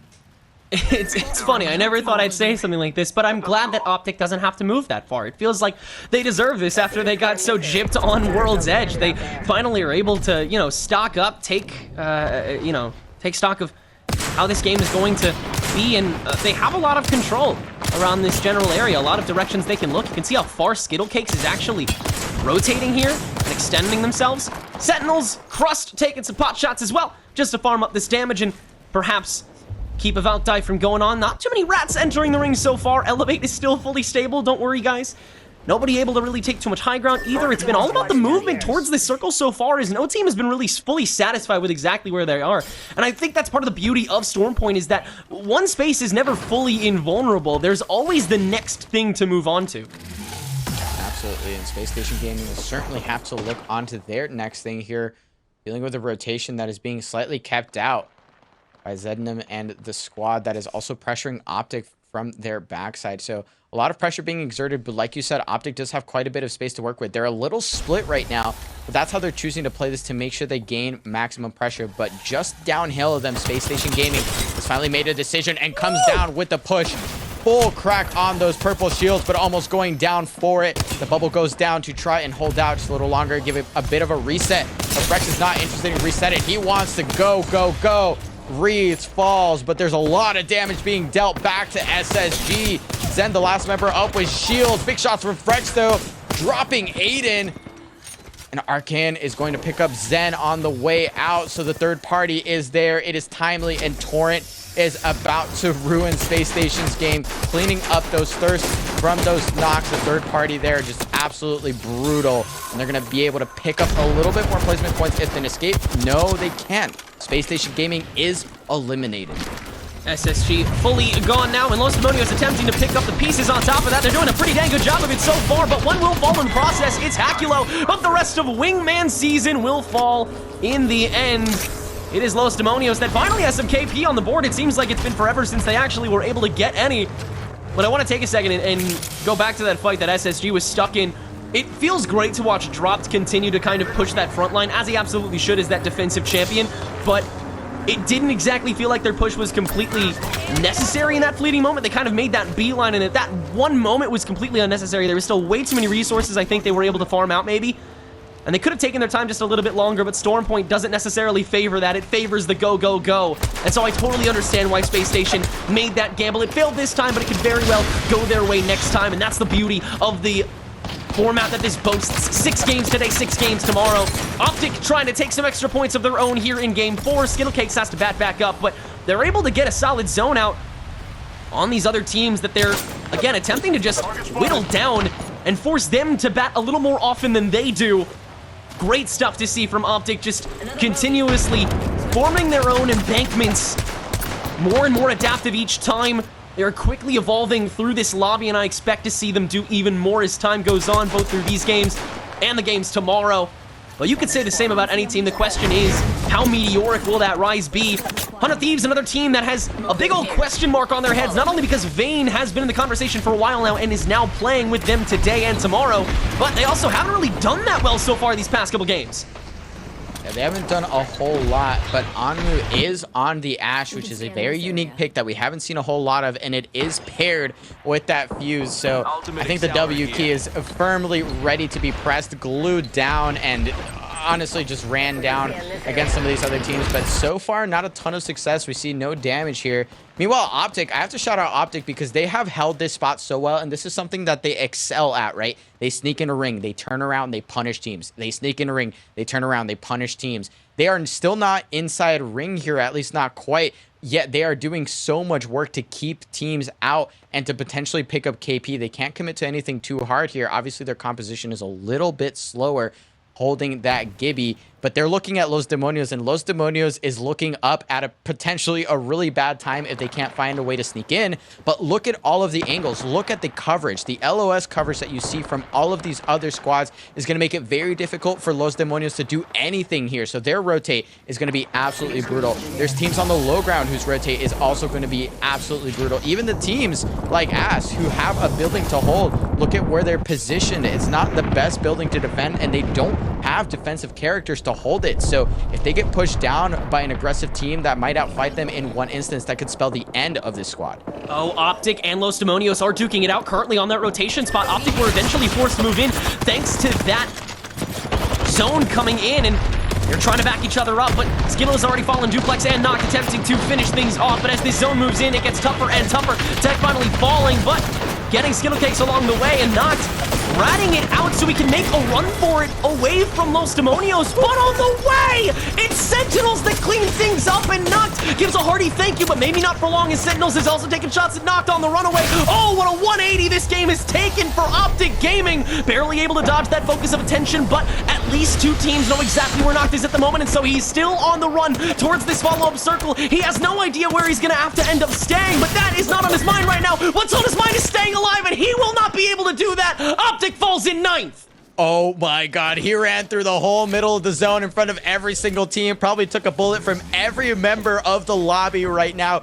I think the amount, I don't know if people recognize the amount of patience it takes for a controller player to stand there with a car fully loaded up and a character standing right in front of you, almost still shooting, unaware of your existence. For you not to hit that right trigger, oh my goodness, he really paid the tax there. Didn't survive for long, unfortunately, but that could have turned into something, and I think that's worth mentioning here. But Ass stays alive, and they will have to move. I said, but they will have to move. We already knew that they were going to have to make a shift here, and it is going to be a shift to a kind of an interesting position. Look at the way this ring has pulled. A lot of teams that had a decent spot are now having to shift their focus over to the squads that are holding up on this wheel. NRG already did that. We saw 100 Thieves sitting up there earlier, and 100 Thieves currently going down to NRG. Seems like forever ago that Ass, in the meantime, was able to find all those kills. They've been relatively quiet the rest of this, and it's mainly because, again, the rotation has been so slow. They haven't really worried about finding more KP. They've just been worried about slowly but surely getting inside these final squads, and they've been doing a dang good job at it, holding down this corner, and now they're going to be able to burn practically for free. They will have to move in just a little bit more, and a lot of POVs they'll have to worry about, including that high ground from NRG, but it looks like that's where they're actually targeting. No, they're going to split up and head to this backside. That's beautiful stuff, because now NRG can't target them without dropping down. That's a great way to adapt from Slurpee G, but can the rest of them catch up? Albert Laley attempting to, but Slurpee saying, nah, guys, this isn't safe anymore. Let's hide in a different corner. And I think you can shoot down from the slits through some of this wheel work, so not the most amazing spot here. But at this point in the game, at this point in the ring position, you just have to turtle and live and pick up whatever KP you can on the way in. Esports Arena, absent from our top 5 this time around. They will not make it in, and teams continue to fall out.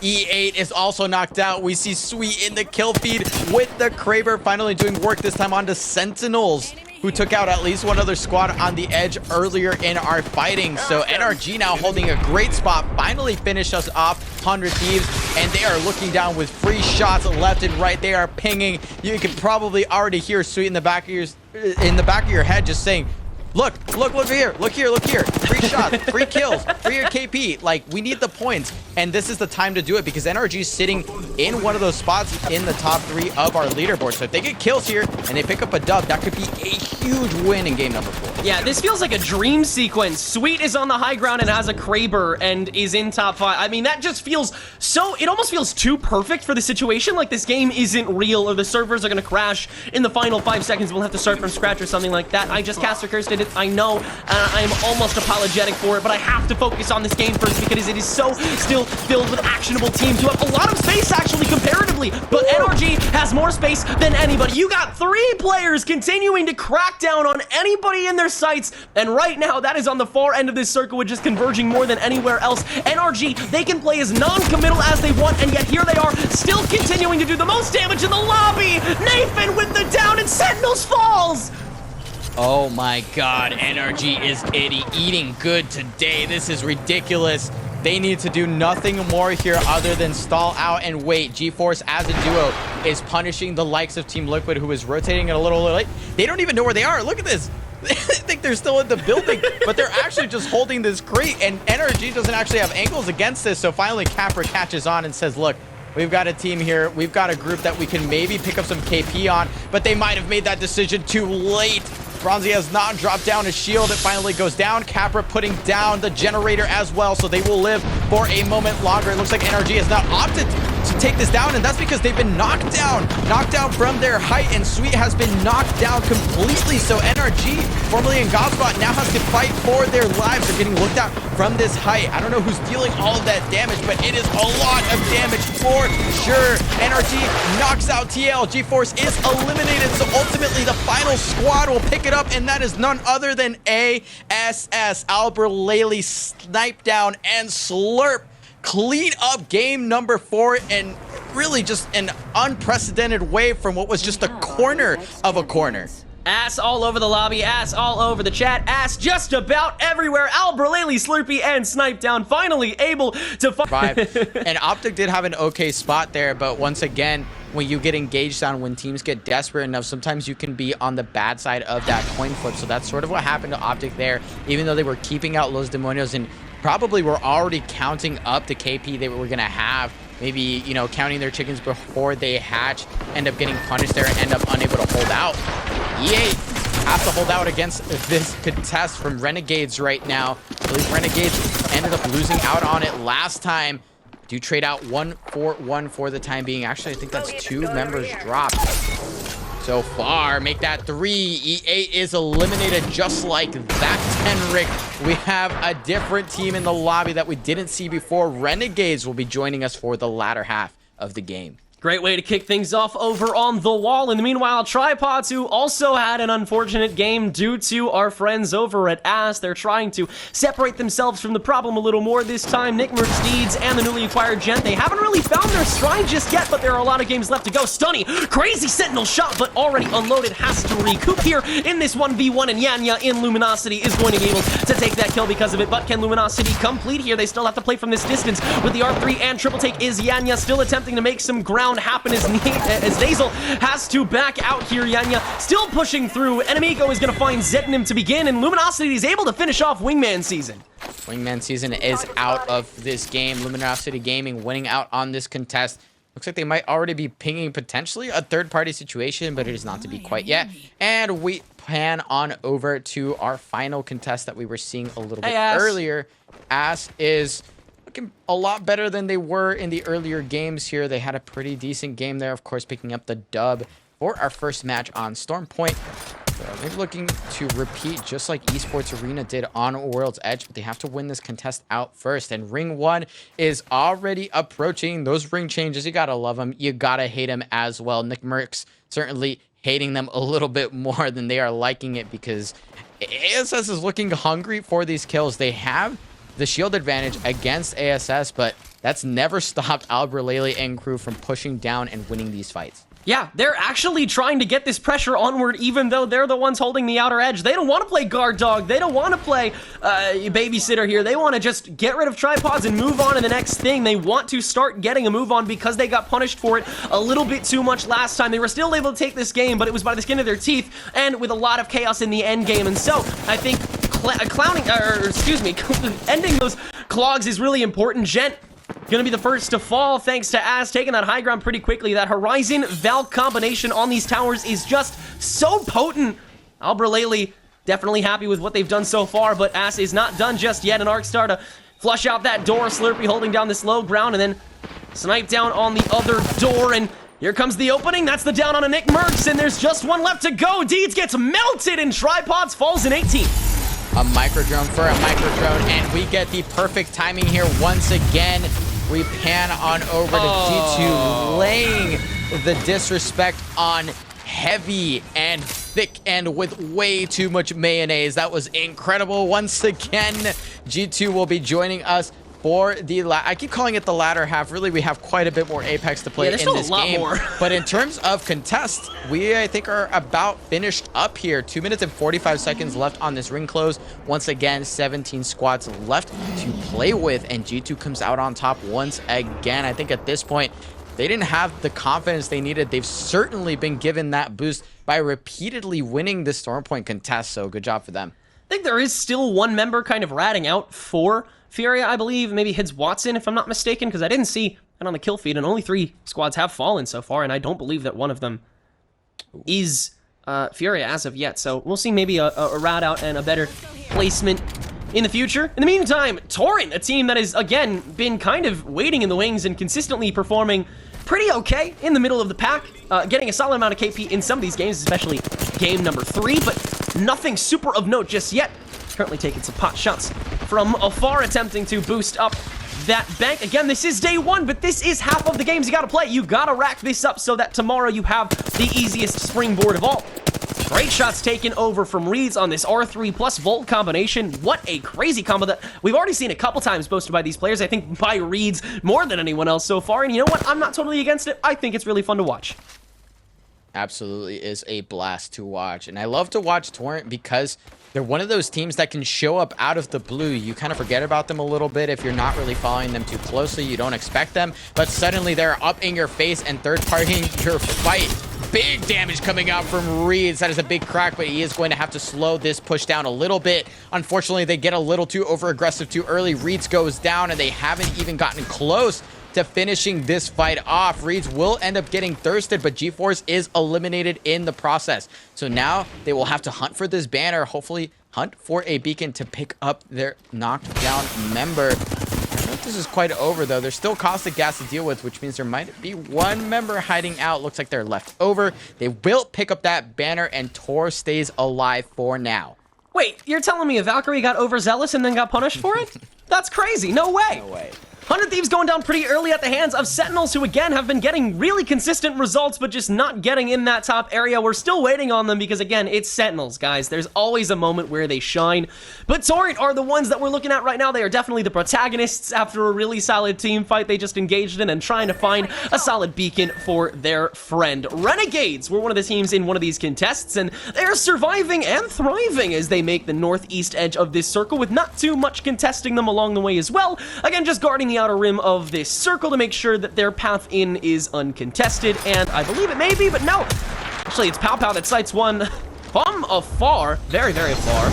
Good shots taken with this 30-30, but nothing super of note. Again, you're just trying to ward off your enemies so you're able to get in pretty easily. The pathing is what these teams are most concerned about because it is what these teams got most punished for in the previous game.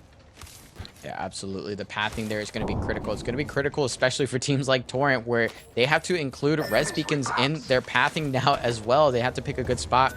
They're pretty confident they won't get swung on by an edge team that's just hunting for a fight or a free couple of kills. Renegades is going to have to make their rotation here pretty soon as well. And they're right in front of this other engagement where Sentinels is down a member. We see Lou here trying to reposition their down teammate. Great work there. It looks like they're trying to get them to the gravity cannon, but it might be too little too late. You already see the horizon starting to push on up. but trying to defend this spot, and they have the resources to do it a little bit, as also trying to defend their own spot here, but they're defending outside of ring to who we don't know. We don't know who we owe this action to, but apparently they have 3 purple shields, which is not too shabby. This might not be the worst fight for them yet.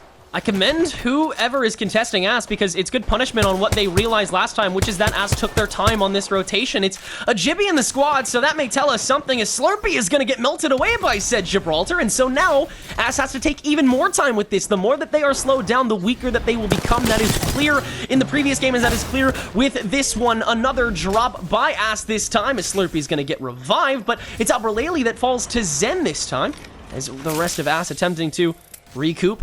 Albra now falling, Snipe down, and Slurpee attempting to recover at the moment, but there's already too much coming at them, and the rest of the squad gets eliminated by Zen, but SSG falls very soon after, as Zen and Frex were staying in the zone for far too long. A kamikaze brings out 2 of the biggest teams in the tournament so far. What did I tell you, Tenric? The ring always wins. The ring is always the MVP. The ring always catches the dub, and there is nothing you can do about it other than try to get first place in the scoreboard that we are choosing to recognize as first place. Right now, TL picking a good spot to potentially make that happen, force their way into that first place spot once again. They did win the last game of World's Edge, so maybe they're trying to pick one up to make it even Stevens on Stormpoint as well. They're playing it slow for now. They don't have to do anything crazy, and they really don't want to let go of too many resources here, because these are the points where you wonder why you even picked up the Loba in the first place. I mean, this spot, if it hasn't been looted by you, it's certainly been looted by some other squad that has made their transition through that area, and there's not really a lot of teams dying near you since you are so far back towards this zone. So if they're relying on picking up loot from some of these squads dying, I don't think they're going to see a lot of death anytime soon. Yo, check this black market value. Oh, nice, a white heavy mag. Sick, dude. Wow. Yeah, I have to agree. I think TL ratting out, even momentarily, it seems a little bit weak, but I'm not the expert, and I'm not the one who has to rotate that far, so TL, they are going to stay put for a second. Torrent can't do that. They don't have that luxury, as Aiden currently batting out, while ratting out is the rest of the team trying to take on Luminosity. They do melt Yanya away, and it's a 3v1, 1-by-1, but the rest of Torrent is actually getting melted themselves, and Amigo will fall next, and so it's Reeds and RKN versus the last remaining member, and the tactical ult has already been used by said Horizon. A quick drop down onto RKN will force Reeds to engage a little bit prematurely, but he was able to Phoenix kit back out. It's LG versus the world, and Reeds will be the one to find the finality. Luminosity is down. Nizzle holds it down for so much longer than they had any right to, but Torrent does eventually knock them down. That Phoenix kit does come through just in time. They didn't actually get the knock there either, so they're going to be waiting a little bit here, have a little bit of room to breathe as some of the other squads start to make their decisions about how they're going to rotate on out. And Checkpoint team, NRG, hasn't moved a whole lot. They continue to loot, they continue to wait out, and I think they understand that they have to clear their back. I think this is really important for this ring in particular, that they know for a fact no other squad is going to rotate behind them and take up space, because they want to be looking forward. They want to be clearing their next rotate. They know that some of these choke points aren't the freest, aren't the easiest to move on through, so great heads up play from NRG. They're definitely one of the more intelligent teams in terms of how they make those rotation decisions. So we'll see how they play out as they approach this mid game. But right now, OG approaching a lot of damage and 3 purple shields to boot. So they're feeling pretty good with their resources as well. I just love the evolving awareness coming from these teams, including Oxygen, who really hasn't slowed down just yet. They just haven't found their step up either. They're a glimpse away from the top 5, currently at 23 points. G2, a little farther back though, unfortunately, due to the contest that they've had with Fury, and now they're gonna get in a little firefight with 1 or 2 members themselves, but Chaotic Much, what a farm! A 1-clip with the 301 onto RNG's Madness, and Renegades is only too strong as the rest of G2 attempts to push forward with it. Chaotic is playing out of their minds right now in this tournament. They've really shown up and have been showing up for a long time. This edition has been so good for this roster, so they are feeling fantastic here after a big knock, big damage. Red shield for Chaotic as well. They have some resources to work with for fighting and for rotating. The Valkyrie is still holding on to that ultimate, and with 11 squads down as we approach the closure of ring number 3, there is plenty of space left to play, plenty of space that G2 can opt to take. Or, you never know, maybe they know another squad is in the wings trying to force their way in, and they're going to punish that as well. You can never get too much KP. G2, this could be their shining moment. They still have so much of their kit ready. They really didn't have to use much at all for that. All they really had to do was fire away at the Renegades that were running away from them. So that's another free squad wipe for them. I believe that is a full 6 KP at the very least, due to them being able to take down Fury yet again. Optic, another team that has had budding awareness so far. We've been talking about them quite a bit, and that's because there is so much relating to them that we need to talk about. Their rotations have been solid. Their control of a territory is, arguably from time to time second to none, and so it's exciting to see how they continue trying to adapt to a lobby that is so chock full of these top caliber teams. Team Liquid, look at all this space that they've taken, still with this Newcastle wall down as well. They have planted themselves even further now that the circle favors them just that much more. OXG also waiting there. Meanwhile, who, along with Torrent, in neighboring buildings too. Oh, that always smells disaster. And you, the Renegades rat, has indeed also made it to Circle. They did make it, which is a big deal, and they have picked up all members of Torrent, so we have a full Torrent roster to work with. Los Demonios is also full, but they also have NRG in their faces. I was just about to say, NRG has been holding this for a hot minute. They wanted it clear, and Los Demonios are the unfortunate vermin that have walked into the rat trap that is NRG's defense. They have the ring to their back. Sentinels is also there as well, and NRG, meanwhile, is just farming up the kills. They've dropped loot from the side of Sentinels, and Sentinels is trying to figure out what to do in between a rock and a hard place, so they're just gonna go for it. They're gonna try and fight out Los Demonios. Crust is able to drop down tech, but that will be the end of at least one more member. Yes, Los Demonios is knocked out, and Xenox is the last one alive for Sentinels. So much worse for wear, and it's all thanks to NRG and Los Demonios in part. NRG grabbing those two, and now actually they've already rotated out through. Sweet falling because of it. Guild and Nathan having to try to pick up the pieces here. They are not in an optimal position, actually. Their rotation has not been too perfect. This circle has not favored them, and they still have a long ways to go. They don't have much time to get there either. Only 90 seconds to fully recover and make sure that the rest of this is cleared out, but they do have a lot of speed on their side. They have that Valcult ready too, as long as Guild stays safe, which is definitely difficult in these trying times. 8 squads remaining as the circle continues to converge, but this is a fleeting moment that NRG is able to get away unscathed and actually move to these rocks on this circle. Optic to their right, Team Liquid directly in front of them. So much on the table here, but NRG, they're looking to continue their #1 spot, and in doing so, they're gonna try and take some shots at some other opponents on this low ground. Nathan losing the shield, and everybody having to back up for the moment. Guild and Sweet gonna try and cover up this front line, but NRG, they are definitely a precarious spot, but it doesn't make it any less powerful.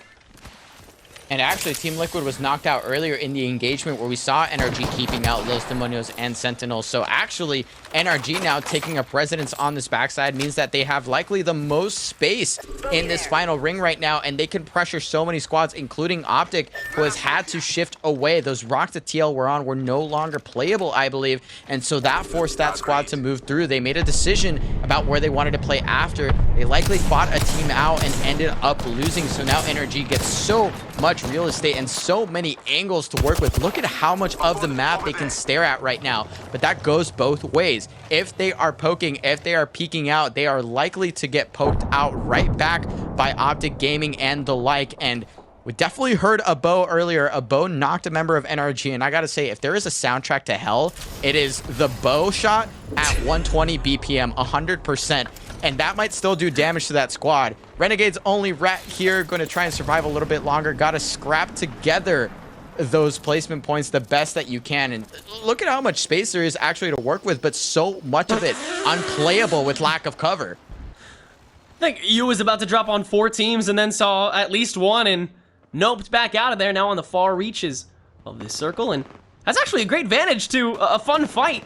But shall we get a better one? Let's hop over to that building and see what's going down. A lot of shots taken between these Watson fences. It's OXG at the center of it all. Scissors and Oi Senpai on the inside, attempting to grab these outside shots and batting up along the way. They have this low ground now, protectful, running into 3, running past own enemies, but OXG, they have this base in the meantime. Who continuing to control this low ground? The question is, does this stalemate continue, or does somebody act again? They're back at the edge of this circle, and somebody is eventually going to fall. And Valk remains one of the most annoying and consistent entry fraggers of any of the legends. Look at the way that they're able to weave themselves in and out of what are essentially death traps right back to the safety of this grid set up by Oi Senpai. Beautiful stuff there, but it doesn't mean that they've opened up the space they need quite yet. Scissors is now having to pop a Phoenix kit, and Oi Senpai also popping an ultimate accelerate in the hopes that they will have at least one more generator to work with before they inevitably have to deal with who actually has a Gibraltar to work with. So who would have thought the one Gibraltar is actually going to get shoved down by a Crypto? This is going to be a very interesting fight if it does break out. Great Sword and Draft have been boasting these Jibbies and Newcastles the whole way through, and it's really great to see these comps try and take hold. That defensive bombardment is going to catch a lot of these non-Watson teams off guard. Vize firing away at this purple knockdown shield and getting punished a lot for it. Actually, Oi Senpai from the backline finds the opportunity, and the rest of Oxygen is going to try and get the drop down to GB. Volvo already fully gone, and the rest of Who is going to fall. It's just Wave left trying to shield back up, but doesn't have the time to. Going to try and take the place of OXG, but doesn't have much to work with. Has to get rid of these gates. The rest of Oxygen on the chase. It's Protectful and Scissor to finish off Who.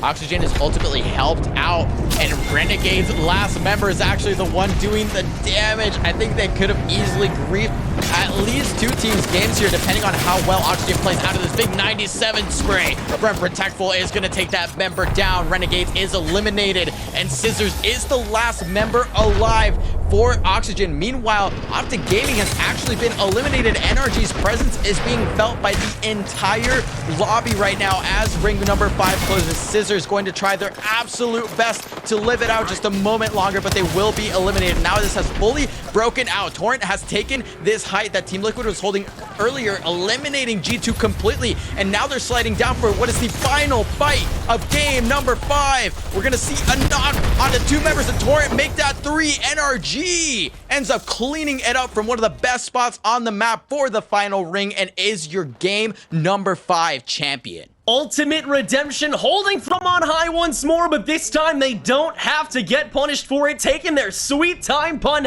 absolutely intended damage rate. Get to this top 5 situation where they get more placement points on top of the solid KP that they've been getting for themselves. Does Torrent finally level up and break through that top 5 that Ass has been guarding? Will Oxygen finally get a win after they've come so close so many times? So many unanswered questions, and some may be answered today in the final game of the day, but some might have to wait until tomorrow.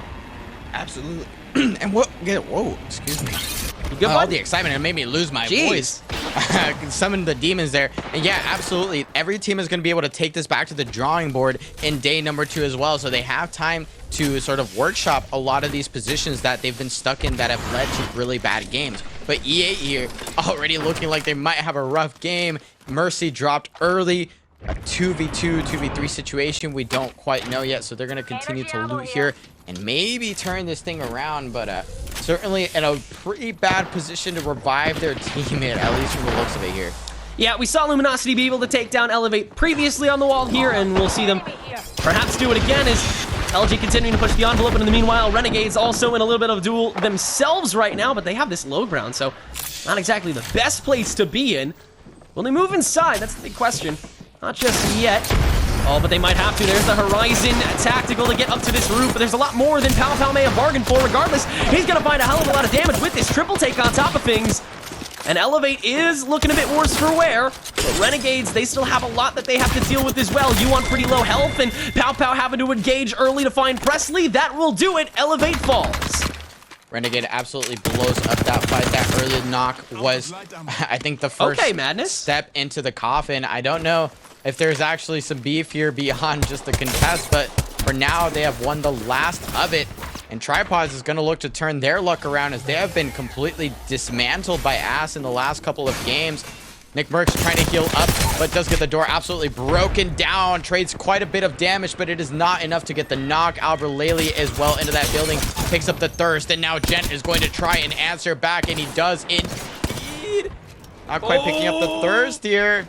Jet's so close. Yeah, he's gonna. Okay, yeah, all right. Esports Arena is actually gonna go down first in the meantime, but yeah, Albert Laley will fall eventually. So Tripods, this is great. They're being proactive here against Ass, and they're finding some good stuff along the way. Actually, a good clip there, but Gent falls in the meantime. And Deeds, with those purple shields, certainly doesn't help when you have two people with really solid aim. Gotta head back down to that low ground, try and shield stop really quickly, and perhaps get Gent back on their feet. But no, he's gonna re-engage up to this roof. Solid shots with this wingman. That's one down, but can he find one more? It's just one left on to Snipe down. But they do have a little bit of an opportunity to get this res, and so Deeds has to act quickly, but he can't. He's got to shield back up. And they are trying to stall this out just enough to go for this res here. It looks like they're starting to stick it now. Deeds is actually going to wait. Might be a little too late on this.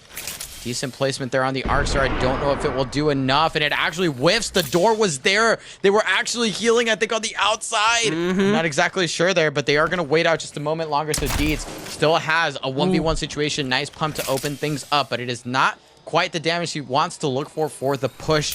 Still has plenty of shots in the PK. Peaks a little too early and does get punished for it. There's a straight up brawl right now as Deeds tries to clean up the last member.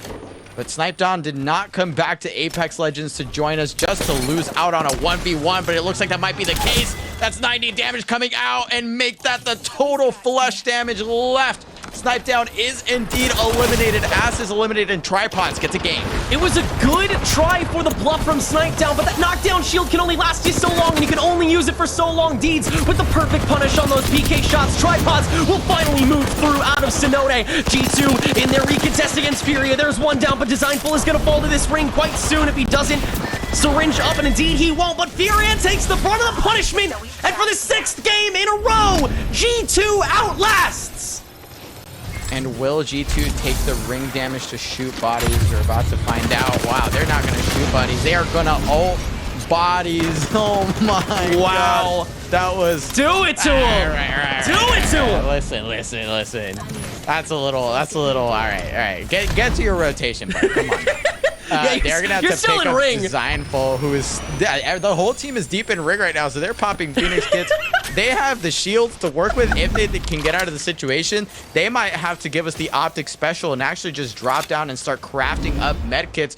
But I haven't quite actually seen where this ring is pulling. It could be bad enough that extended contest could be pretty punishing for that squad, but G2 are no strangers to the edge and to being deep in zone, so they will eventually work their way on out of there. But we are down to 15 squads before Ring 1 has even closed, Tenric. These contests on POIs have gotten crazier and crazier. It really is nuts how these teams have continued to just meet each other halfway. It's like they skip step 1 of the drops at this rate. But yeah, G2 so deep in here. Oh my goodness. Looking inside this circle, Renegades have found a good position after taking care of Elevate, along with who? 100 Thieves. Oxygen is somewhere in there, but Tripod's still pretty deep, and Torrent is actually going to try and find them. This will be interesting to see who comes out on top there, but 100 Thieves in the meantime, they're in a really good spot.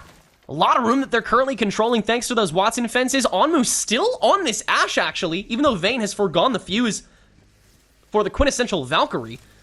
And I like that, actually. I like that ability because Stormpoint in a lot of different places is very planar, very linear, and so a burn is not necessary. In fact, it's probably detrimental.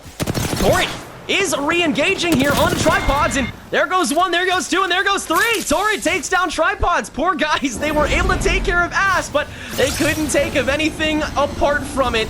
Torrent's gonna get out free here. Sentinels having some fun with the Trident here. Oh, you love to see it with that Horizon tactical as Sentinels tries to make a getaway through this ring, but Lou's actually gonna have to take a pit stop and heal back up to the ring. He's actually gonna fall really quick here, so Sentinels, they gotta take a moment, just get themselves back up here, but they will get back in ring as well.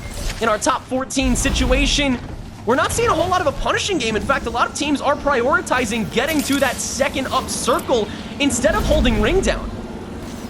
Listen, there is so much real estate in the middle, but G2, Sentinels, Tripods, Torrent, they've all decided that they like the red side of Stormpoint way better than the inside, so they're just taking damage, but it does mean, and we've seen this quite a bit, this isn't actually rare, we've actually seen this quite a bit from NRG. We saw it during the ALGS, where they know that some of the spots, especially some of the transition spots that have crafters and that have beacons, can be really pivotal pivotal, excuse me, to a team's rotation strategy, even if it falls outside of ring. Sometimes it is worth taking those ticks.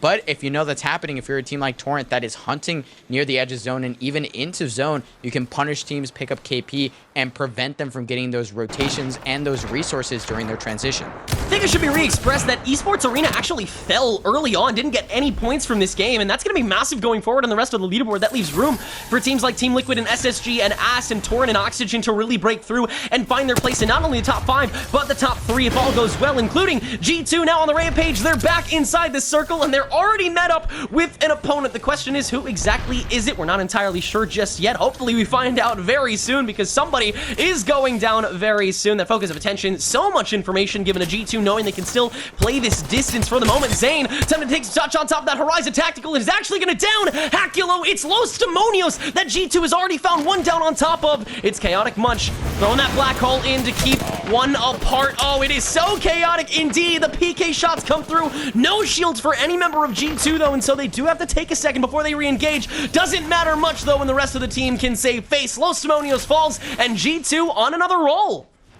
That was such a cute little ultimate there from Chaotic. Actually puts it right outside the door to the left, so that no matter what, that door was getting opened one way or another.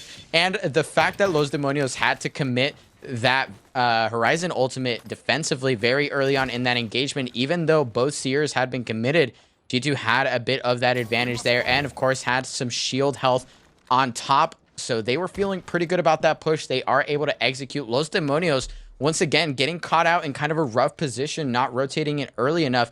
Maybe they were looking for that keep out strategy that so many teams like Optic like to employ, but unfortunately are just straight up losing these 3v3 situations to the likes of G2. And normally we would see them in the lobby doing the same to the likes of Furia. So it might be a little difficult here for Los Demonios to swallow these pills of getting punished for what could otherwise be a decent play. Yeah. G2, they've received enough training throughout this lobby. Furia is definitely a worthy opponent, but G2 has been winning out so much more consistently.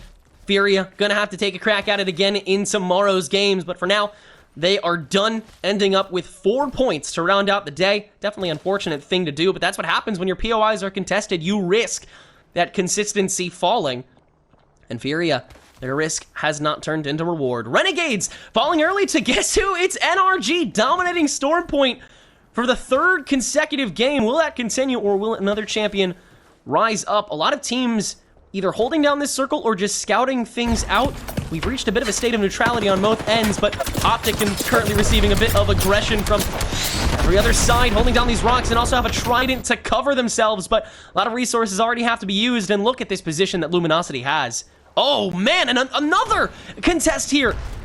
G-Force is throwing some stuff at the wall, so is Oxygen. Optic is getting faced from 3 directions, and LG are seeing that as a sign to say, hey, we can engage a little more for free here, because everyone is already taking too much damage. Niazel is going to be able to take one, Niazel.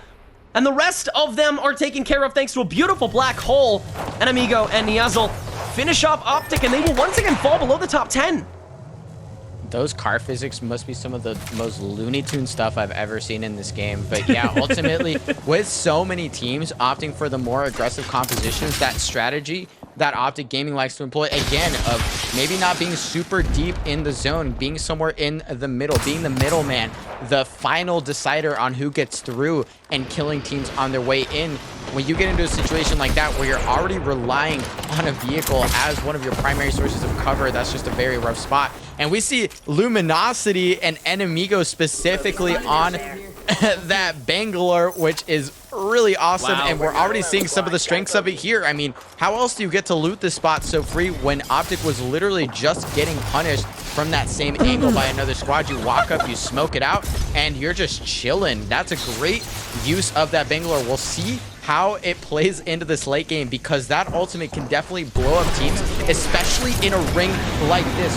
This ring doesn't have the most cover, since you end up playing towards the fingers, those little you know, bits at the end, it can be really, really tough for teams to find that cover. So if you're out in the open, that Bangalore ult can certainly blow your team up. Definitely a dangerous thing to watch out for, especially with the teams without pylons. Exciting to see LG rocking that banger for the first time all day. G2 choosing to be Ring Warriors, burning around this rock to get around a lot of the infighting that's going to happen in the following circle. And, you know, I think that's a solid idea. G2, they're already very satisfied with their KP as of now. There's a kill leader on their team after all. They've gone through, what, 3 squad wipes at this point? They're already having a solid gap ahead of themselves, but they want to farm a lot more if they want to get on top of this leaderboard, and so slowly but surely they will sneak in and try to take care of Luminosity, who have retaken this high ground. They are spotted, but they do get a little bit of drop-down damage, so they have to work quickly. That tag from Valkyrie already coming out on top of the exhibit, so there's as much info as possible. Designful trying to work this corner, but on Blue Shield, he doesn't have as much to work with. There's the Bangalore ult already coming down, and guess what? There's no dome, there's no pylon to work against, and so G2 just has to bob and weave throughout the competition. They will do so mildly well, but LG, they can still hold this ground down. That focus of attention, though, so important in getting all the information despite the smoke bomb, so LG constantly has to be on the move. Yanya low except for shields, and the rest of G2, they have all this high ground now, all of themselves might still grab a kill along the way. Still stuck inside this smoke bomb is at least one member of LG, still trying to get this escape going, but G2, they are looking so positive on this edge of the circle, and Amico is going to get finished by Lou. They have 11 squads up, which means that the LOS here is going to get crazy for all of these squads that are trying to play these little ridges and these little heady spots. And we see that LG there falls victim to something that I think needs to be mentioned with Bangalore, and that's on paper, the ultimate is great, but actually in practice, that ult sucks. And you saw it there. It was literally landing right on top of that team and hit exactly nothing, I think, for the entire duration. It zoned them out a little bit, but all it did was stave off the inevitable attack and onslaught that ended up eliminating that team. And now Sentinels is going to try and maybe get a little bit of revenge for that squad, for Luminosity Gaming, who ended up falling. Oh, nice headshot here. G2 is getting dropped so quickly, but Lou is also getting smoked from the other end, and it's actually Niazzle that re-engaged. Luminosity Gaming was not eliminated there. Back for blood, and they get their revenge. Easy dub now for Luminosity, at least in terms of that fight, but they're 2 members down. Maybe not for the game. We'll see what they can do, but that was big for Luminosity. Luminosity began that, and Luminosity ended that. What a way to finish off the round. G2 and Sentinels both down now. What a crazy fight to kick off this finality here in game number 6. NRG taking care of who? That's going to be a great way to finish things out. Torrent still going crazy as well. They're actually the ones that take care of who in the end. But NRG, they have a solid position. They have to make a big movement to this circle, though. That's going to be really huge for these other teams that are already hunkered down, have all the death boxes they could ever ask for. I mean, Luminosity, they are so set right now. As long as they find that respawn beacon, it might actually be better to wrap things out considering you only have 1 more member. Another team that's looking pretty solid, G-Force, along with Team Liquid, in opposing terraces, or tunnels, excuse me. That's really fun to watch. Both of them just peeking out beyond their opposing fences, saying, hello, howdy doody. And what are we doing right now? Both teams do have defensive options too. Like look at the amount of fence and they're in work circle right too. Now. They're in like the perfect spot. Yeah. And, meanwhile, NRG, which we have to give them credit, right? They fought their way through here. They have KP to work with, but unfortunately, this time, as opposed to last game, they're actually on the wrong side of this ring. They got here last, and they have their whole backside covered. So again, step 1, keys to victory. Step 1, kill everyone behind you. They've done that. Killing everyone in front of you from this spot is going to be exponentially more difficult, because now, even though they might have some height and some sight lines, they have very little cover to work with. So you have to hit the emergency eject button here. Absolutely. They are just pinging for their lives. They know that all of these spots are taken up. So now it comes down to your knowledge of the lobby. Are you going to know where that free spot is when 7 squads are still alive? TL trying to punish this rotation. Actually not finding all that much damage. And it looks like NRG might have just forced their way in with that Valkyrie ultimate. Yeah, there's not too much high ground that NRG can use, but there are still a lot of spots that NRG can use. With 2 squads still stuck in these tunnels, NRG actually doesn't have to deal with as much free fire coming from other areas, and so NRG, they may have gotten a free rotation thanks to it, but oh my goodness, what a nade coming out from Fun. Do we see another come through? Yes, we actually do. Some more damage thanks to Team Liquid, still stuck in this tunnel, and yet they are making such a gigantic impact into this game. Meanwhile, Sykes watching the other end to make sure there's no invasion coming from G-Force just yet. So far, the coast is clear, and why wouldn't it be? GeForce also has no reason to leave their tunnel, and so both these teams still stuck inside, maybe gonna try and rat things out, maybe gonna try and find those rats themselves, but regardless, they are in the optimized position. 100 Thieves, they have the rotation ready into this penultimate circle here in round number 5. Vayne afar. Scurry has a good view of the high ground. At least they know that somebody's up there, but that's about all the information that they get. Whenever they drop down, they're going to be in a dire situation. They're going to have to make this impeccable. And you best believe that the Loba on Team Liquid has actually netted them at least one care package weapon. They have the Mastiff there to work with. They have 2 red shields. They have the gold shields as well. So once again, a very optimal situation where the Loba has forced itself into this late game. Now they get to wait out for this one ring closure that might net them even more resources. Ultimate excels. I mean, you cannot understate how important that can be for the end game teams when all they have to do now is survive, while teams like NRG and Luminosity Gaming still have to force their way into ring. Luminosity is playing these headies that I was talking about earlier at the end of the fingers on this drop. So they don't have a free rotation. They're going to have to fight someone. NRG is a very likely culprit here. And of course, the team on height has LOS on literally everything that's left on the map except for the teams down in the tunnels. So this is that balancing act that leads to some of the most amazing end games that we get to witness in Apex Legends. Expect this to be one of them because right now, all of these teams are posturing up. Here we go. Round 5 is finally closing and something has to give.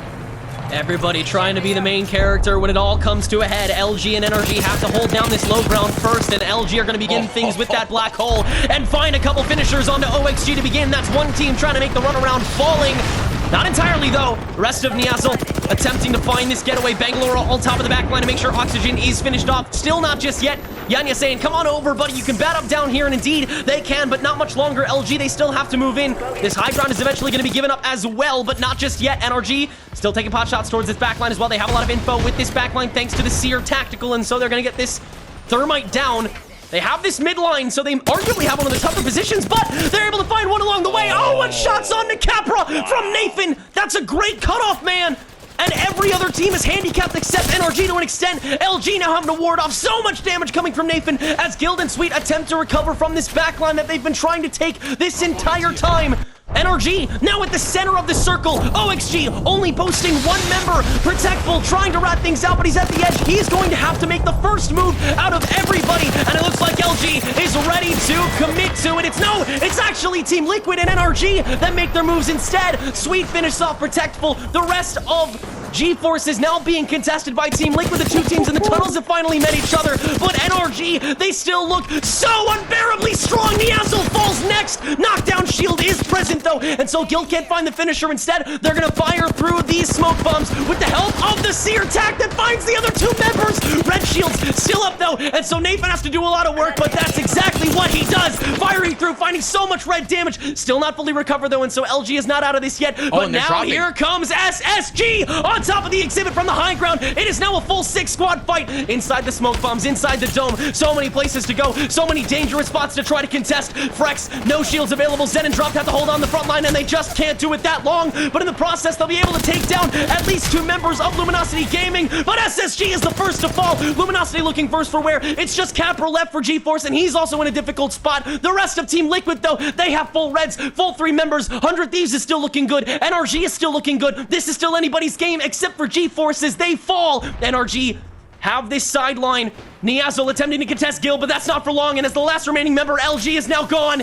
It's NRG, 100 Thieves, and Team Liquid for #1 here in Game 6. And now the front line comes through. Sweet holding it down, 122 damage to begin. That's a beautiful start for Sweet. Still so much sustain available, but it doesn't matter when you can just melt everybody else. Sweet launches that Seer attack again. No shields available, and on move falls. NRG attempting to re-engage from 100 Thieves again. Guild and Nathan have this high ground back, and they're still trying to recoup. This is a full recovery. Shots from above, uncontested, unpunishable. 100 Thieves eliminated. It's just NRG and Team Liquid left. Team Liquid still has this low ground, but the circle is converging on both of them. It might be a sustainability war if all goes well for both sides. Who could possibly win it? Still triple reds for Team Liquid. Guild with the first drop, firing away. There's a gold on one of them, actually. That might lead to even better sustain. And that Newcastle, too. You're right, that castle wall plus that mobile double shield can lead to even better sustain. It's NRG that's gonna have to make the drop, but they want to wait for Team Liquid to come out onto this river first. But Fun FPS with this Mastiff, finding massive damage, but now comes the black hole. Fun still firing through, but just like that, it's just Sykes left. NRG farming away. They are your main characters and your champions for game number 6. What a way to clean things up. NRG taking up all the space, taking out all of the teams on the southern side. They were on step 1 that whole time.